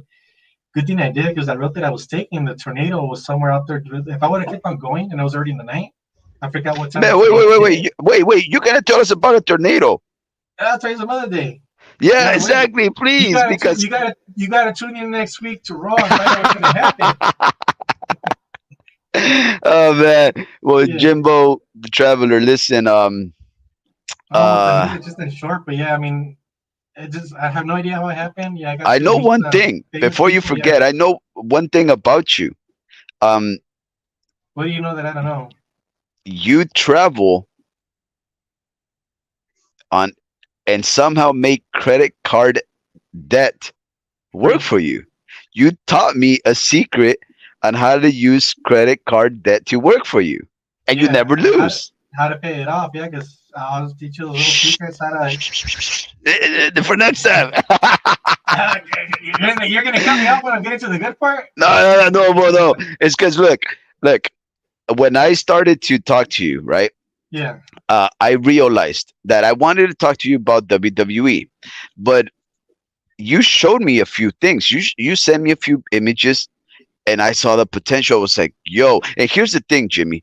Um, maybe because I've never been anywhere. Maybe because I don't know anybody. Maybe because I live a very simple life.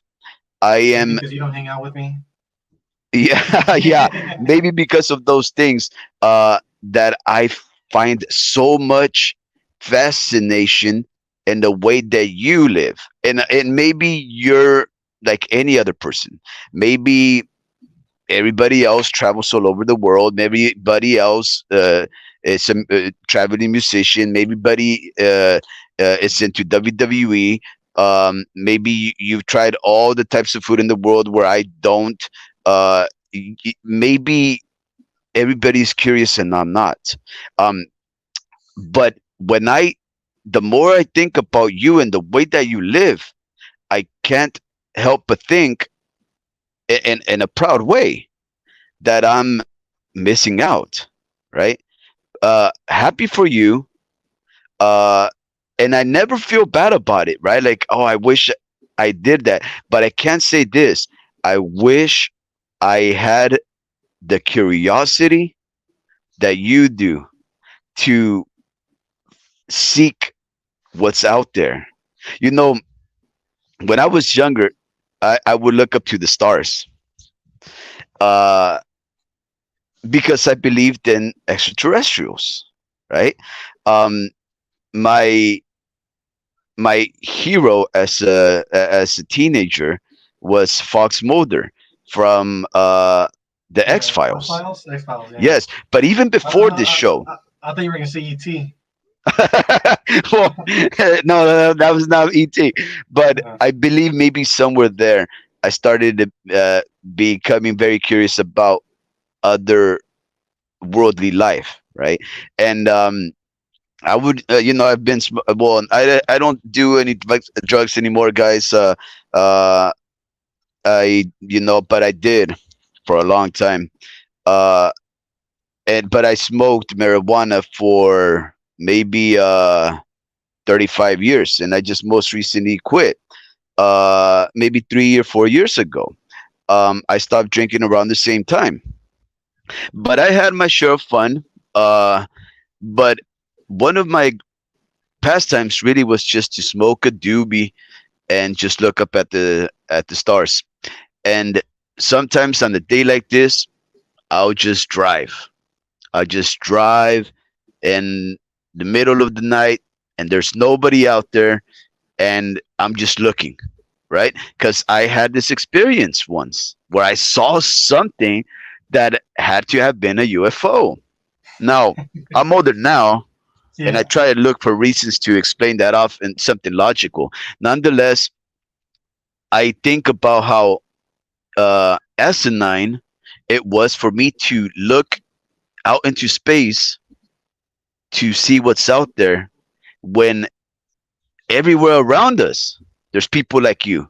And I don't have to look to the stars, but I could just look close to me and find so much entertainment and so much to be curious about. So I think I need to meet more people like you, right?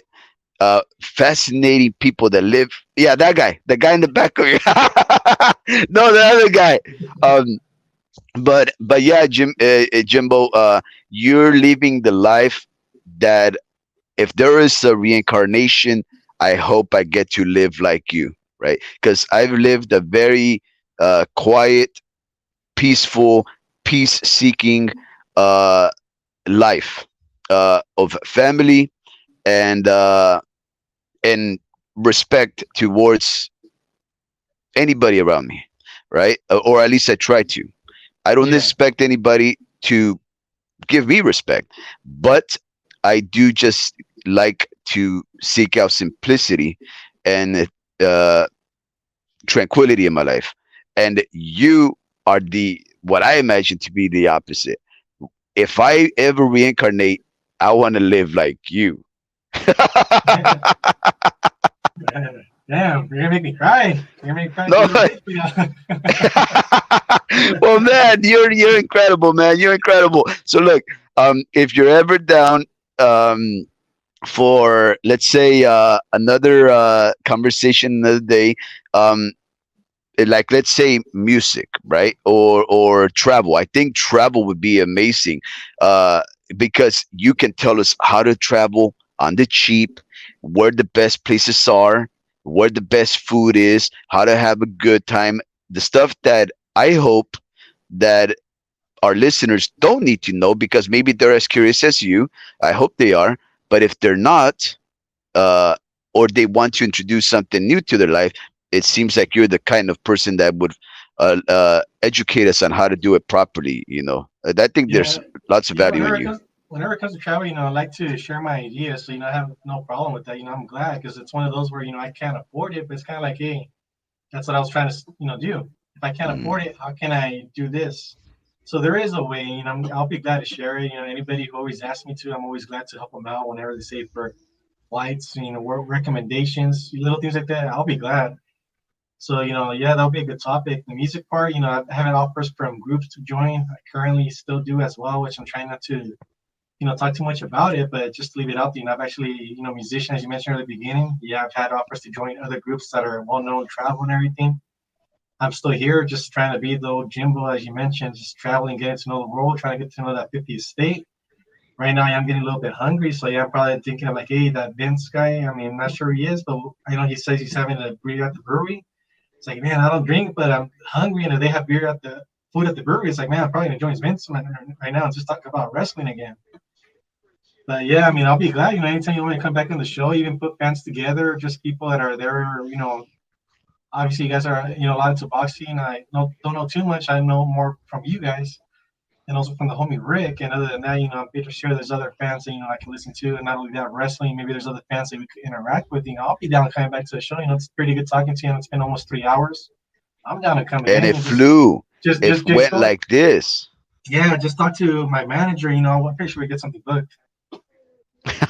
I'm just kidding about that. I'm just kidding about Get out of here, man. It's like, well, Jimbo the Traveler. Any last words for the night? Do you want to impart us with any words yeah. of advice, or do you want to philosophize? Yeah, well, the advice that I mentioned earlier, online, on location experience. If you want to experience with the wrestlers, even something as a simple brunch. There was other things that I did Detroit, participating with the wrestlers for charity. I think that one was a different site, and then also the one where SmackDown Watch Party. I Hmm. remember that SmackDown. I got pissed off because one of the things was going to be Rhea Ripley and Rey Mysterio's son, Dom. Well, they call him Dom now instead of Dominic Mysterio. But it was Hmm. going to be a photo with them too. But my ass, I'm not lying. When I got there, I was starving. They had pizza. I went for the pizza. I let the line grow. So by the time I started making line, it's like, hey, time's up. They gotta go. I'm like, what the hell? I'm still at the back of the line. So I was pissed off. I'm like, I'm over here bothering eating pizza, and I missed out. I mean, I did get other wrestlers as well. I know Shinsuke Nakamura was one of them. A little with him, but bottom line, it's easy. Whether you participate, you're a fan of wrestling. Like I mentioned, it's $300. You get the food, but it's a private event. The restaurant's closed to the public, only the people that pay for it. So it's a small group. I mean, not small. I mean, I'm just gonna throw out there maybe 50 to 100 people, but Hmm. you're guaranteed to meet the wrestlers. You're guaranteed to get a photo, autograph, anything. And for $300, if you think it divided by the wrestlers that show up, because I did the one in Los Angeles, also the one in Detroit, it's Hmm. worth it. You get paid $300, but if you're gonna do individual photos, it's gonna be costing more doing individual photos than doing these bunches. Yeah, you know it's gonna be there, but look, I got Big E. And Big E, that's something that they had it Big as a E. yeah, they had them as a package for one of those where it's kind of you have to have the SummerSlam experience where you get this VIP front row, That's and a Big funny black E, guy. yeah, and He's Big E part would of be the the. one. He would be the host for the special VIP group that paid all the extra to be in the front row. So luckily Wow. he showed up to the brunch, and I got a picture that way. He was also at the other charity event, but I was not able to take a picture of Big E. Cody Rhodes was there. I got to take a picture with him. Because obviously all the fans were on the line, but I Wow. got other pictures like with Detroit SummerSlam with Barry Corbin, Emma, Big E. I mentioned Drew McIntyre. Already had something with Drew McIntyre, but he was there at the brunch as well. Um, Otis. I was trying to get also the other guy. I'm trying to think of his gimmick, but anyhow, bottom line, just in short, online experience, online location experience, interaction with the wrestlers. Yeah, WrestleCon. That's another way we could meet wrestlers during WrestleMania weekend. Lower prices, which is not that it's good. It depends on the wrestler, but it gives you a time to okay, I want that wrestler, I want to get an autograph, I want to get a photo, auto, whatever it is. Get to interact with them for a little bit. But with the other advice, or if any last minute words, the one guy Adam Rich, the one I wanted to point out, the one I met at the airport, I think it was with his Uh-huh. friend Walter, if I'm not mistaken, I think it was Walter. But that's the guy that when I first logged onto Facebook and I read that message, Bray Wyatt had passed away. But big shout out to Adam Rich, a good guy that I met out there in Dallas. They since I gave them the ride to Dallas to I took to their hotel. They were one of them was nice enough to say like, hey, that next day I have tickets to a concert, but I'm going to the concert. I'm gonna miss out on the WrestleMania Hall of Fame, so they gave me the ticket. And I was sitting right there next to the guy Rich as well. So luckily, not just I was sitting him during the plane flight, but also at the WrestleMania Hall of Fame. We took a picture. That's one of the ones that I have on Facebook with Adam Rich. But big shout out to him. He's one of the ones that when I saw that news when I just woke up right before the Wookiees concert, Bray Wyatt passed away unfortunately. Which passing the torch along. And Undertaker's retired. Bray Wyatt's in the ring. Undertaker comes out, whispers something to his ear. I forget exactly what the words were, but just basically kind of saying like, kind of like I'm passing. And the way it's interpreted, it's kind of like, okay, I'm passing on the torch to you. Bray Wyatt would have become the next Undertaker, but unfortunately he passed away. But he had it, like Wow, a he wrestler, had the it. love for the wrestling. You just knew how to act the character. That's one of the things that the Undertaker had. For all these years, like here's a dead man. You always thought somebody serious. There's no way he could be a talkative person. Someone who drinks beer. You never knew about this stuff. And yeah, the Undertaker did that on the side, which you didn't know because he never broke character. And Vince McMahon tried throughout the years trying to break in character on TV, which that could be another topic.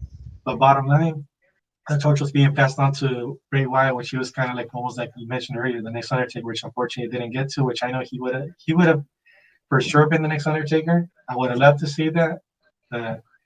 Unfortunately, he passed away a few, last week, if I'm not Unfortunately. mistaken. Yeah. Rest in peace, Bray Wyatt, man. Right when I was Yeah. getting into that WWE, man. And one last thing to add. Oh, sorry, I didn't mean to intro. Go ahead. Why you Right keep when you were doing getting that? Why you keep uh, doing that? dementia. Hey, actually, no, wait up. Let me interrupt you. David V says, Jimmy got slapped on his forehead. No, it Otherwise, was a how did he bar. get that scar? No, no, no, It no, was I a know. match. It Yeah, was a yeah, I match. know. Barbed No, it was wire. the match. You remember Yeah. the thumbnail? Sergeant Slaughter is choking the crap out of you. What were you gonna say, Jimmy? Yeah, trying to think now what I was going to say. Oh, Luke Harper, because he was one of the Wyatt family. Just Hmm. something quick about it. He passed away too, and he was a good wrestler. One of the things I liked about Brody Lee, he was tall, but I was like, okay, tall guy, he's too serious. But if you really watch his wrestling match, like man, incredible matches that he would give. But I remember seeing at a WrestleMania. I forgot which WrestleMania. My hunch is Dallas. I'm not sure which one it was, but bottom line, I remember I was making line, make photo. He was one of the ones that was at the WrestleMania Access. Serious guy, he broke character. I remember there was like a little. I'm trying to think, like people collecting money, but it was people. Something. I'm trying to think of the right word for it. Imagine you're helping out individuals that have some type of disability.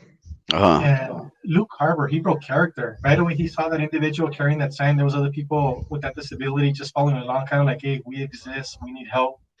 You're willing to donate. When Luke Harbour saw that, he broke character, got up. He didn't have a microphone. He went out to where those people were. He got the basket.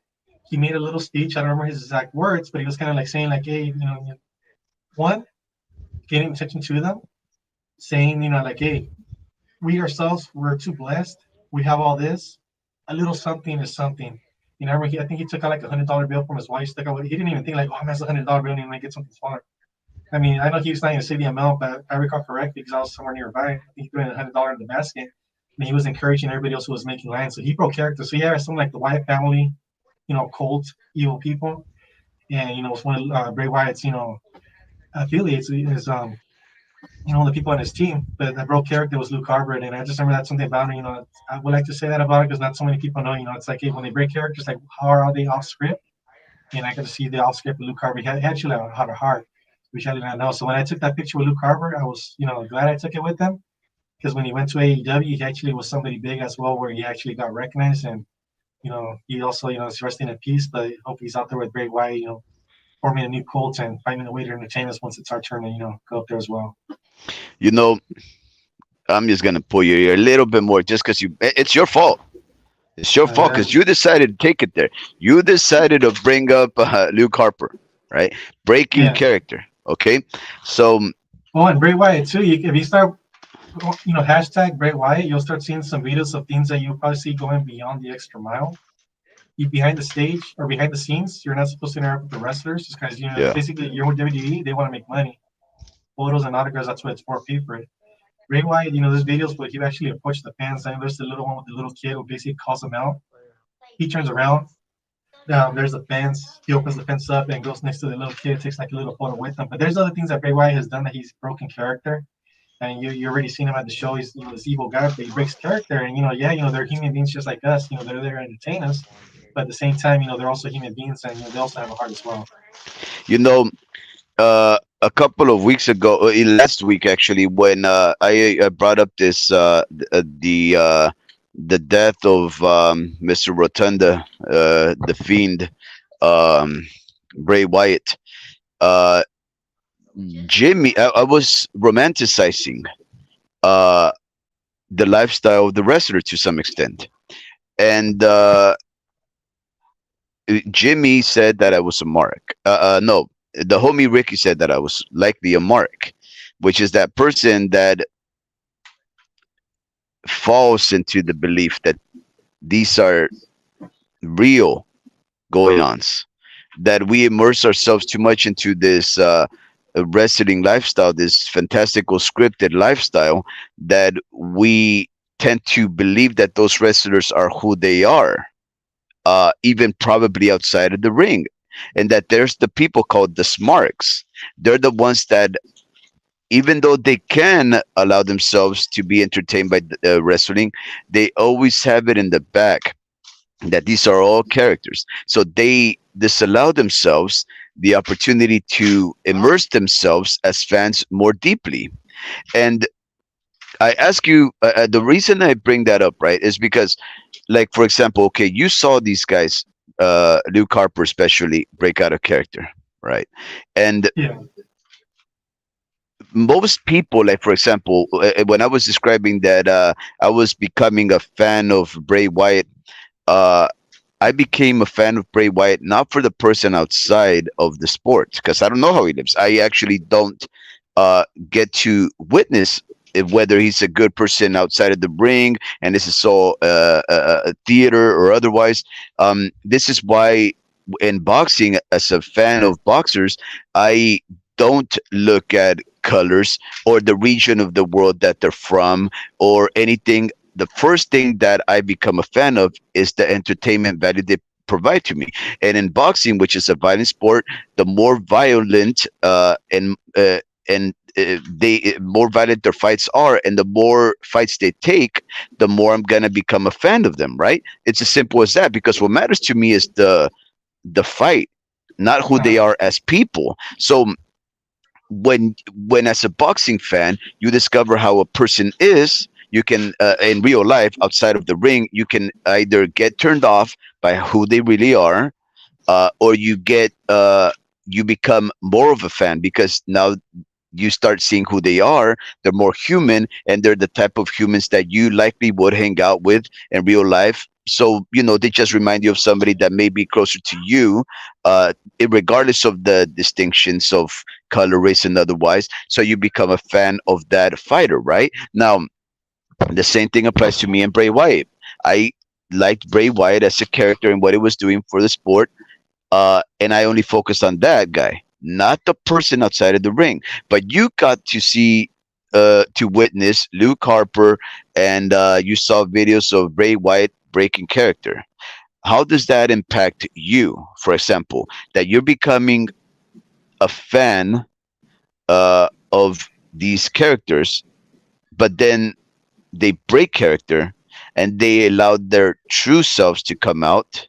Do you a no longer see that fantastical side that holds you as a fan, or b, do you appreciate it more because you felt a moment that was special where everybody believes these people are who they see on the TV, but you got to witness something special, a very exclusive event? yeah, my dementia. What was the question again? Not that creas. No, F Dementia. number B. You feel more appreciated because one, good acting. If you forget, and then all of a sudden you see that, when they break character, it reminds you like, hey, they were just acting the whole time. and they did a good job. That it's kind of like it took me, whether it pissed me off because obviously there's some things what they do. It's kind of like like maybe I remember Randy Orton was one of them. They do these themes and they piss you off, but when they piss you off, it's kind of like, hey, they did a good job because they're a villain, and they over here they sold themselves. They got me to believe they were a villain. But when they break characters, kind of like, hey, I forgot they're human beings too. I mean, so that reminds me, like, hey, they're a good actor. They did good at entertaining me. I believed in their character, and it's kind of like, hey, even though it's fake and they're acting, they still they're still human beings like we are. They're there to entertain us, and they did a good job at acting at it. Okay, That's that's the way I think of it. that yeah, okay, that's a very unique way of looking at it, because you are there exclusively for the entertainment. You appreciate the art The form. artwork, yeah, the artwork. Especially with That's artwork. wow. That's cool, man. Yeah, Like so maybe I that am would a be my best mark. answer. Yeah, no, that's a great answer. That's Yeah, probably, for a 60-year-old like yourself, that's probably the best answer. yeah, and I forgot what option C was. Well, there was no option C. Because you're 60. You're already you're already inventing things. Um, Yeah, Jimbo, yeah. 5 seconds from 3 hours. That's Three 3 hours right hours. there. We pulled 3 hours uh shooting the shit. The first time I talked too much, I mean, we probably did the talking, but I can't talk that long. I probably can't even No, get words you're a straight. natural. In fact, I was thinking maybe one of these days I'll take a vacation and have you fill in for me. No. Like, all right. I didn't pause that thing. No, just Yeah. kidding. I mean, who knows? I mean, I got no more to talk. I mean, you're a good talker. That's one of the things I like about you. I remember taking you out, certain places, especially with the rest. It's kind of like, man, I was there for the photo. Like, I wish I could tell more. And I still remember that time. I mean, Bret Hart obviously had the biggest line, the fans, but with Santino Morella, I still remember. I mean, I don't remember exactly what you said. You're probably talking good stuff about me. At least that's what I want to, hope you said. But you had a good conversation with Santino Morella for quite a while, and then, Yeah, I remember yeah. looking See, I back. don't remember that. Yeah, That's I do. funny. I The remember. stuff that you don't remember, I Yeah, remember. The stuff I don't remember, you remember. yeah. So I remember looking back, like, man, the land's getting bigger. You're over here hauling up. I mean, I had already taken my picture. I was just kind of like, man, they want a picture too, but that was, good. And, I just had an awesome conversation. I don't remember exactly what you guys talked about, but it went on for a while, and he was talking back with you, and it was awesome just to I'm starting to experience. remember. The conversation was so good. He actually bought me a few beers. Yeah, there you go. And if And you you ever were Santino looking Morella, enviously. You were looking from yeah, across the corner, wishing like, "What the hell did you do? Like, how do yeah, you no, do but that?"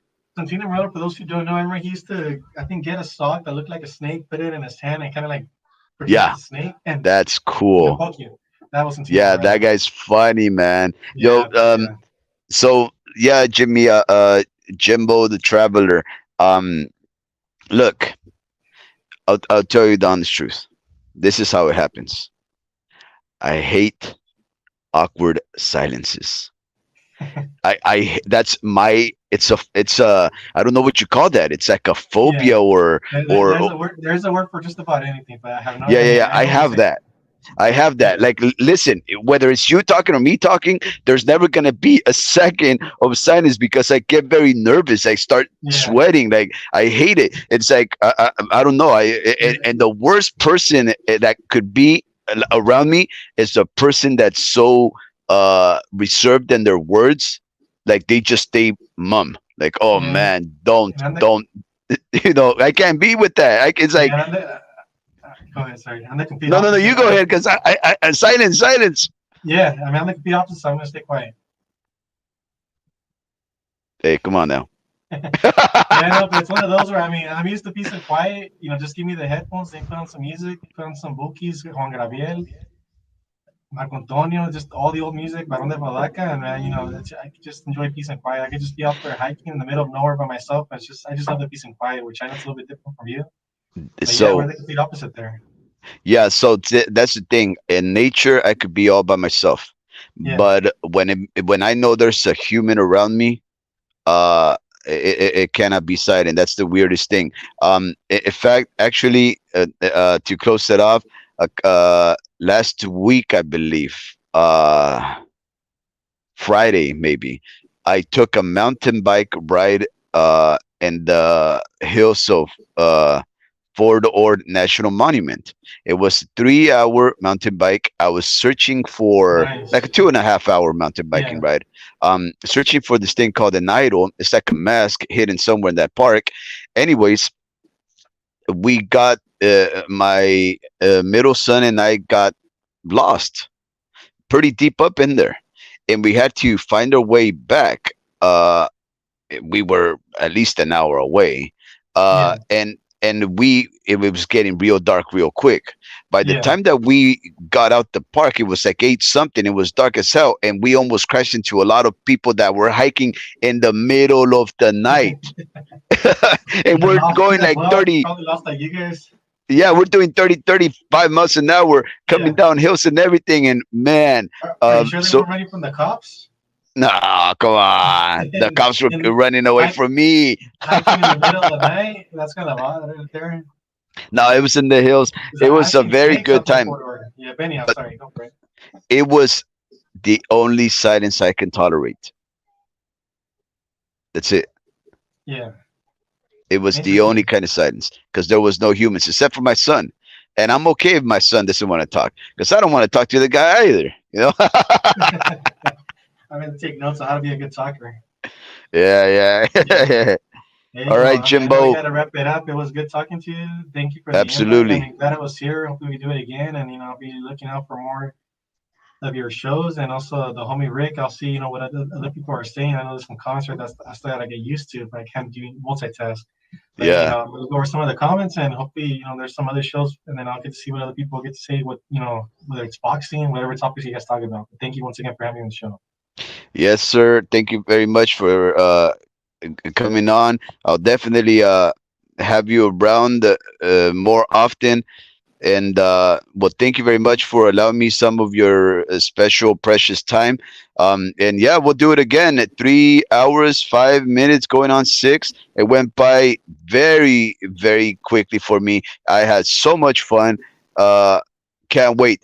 Yeah. Jimbo, the Traveler, everybody. And just a big shout Legend. out before I get bitched at the beginning, have another scar on the other side, but a big shout out to Kuhn and once again, Adam Rich.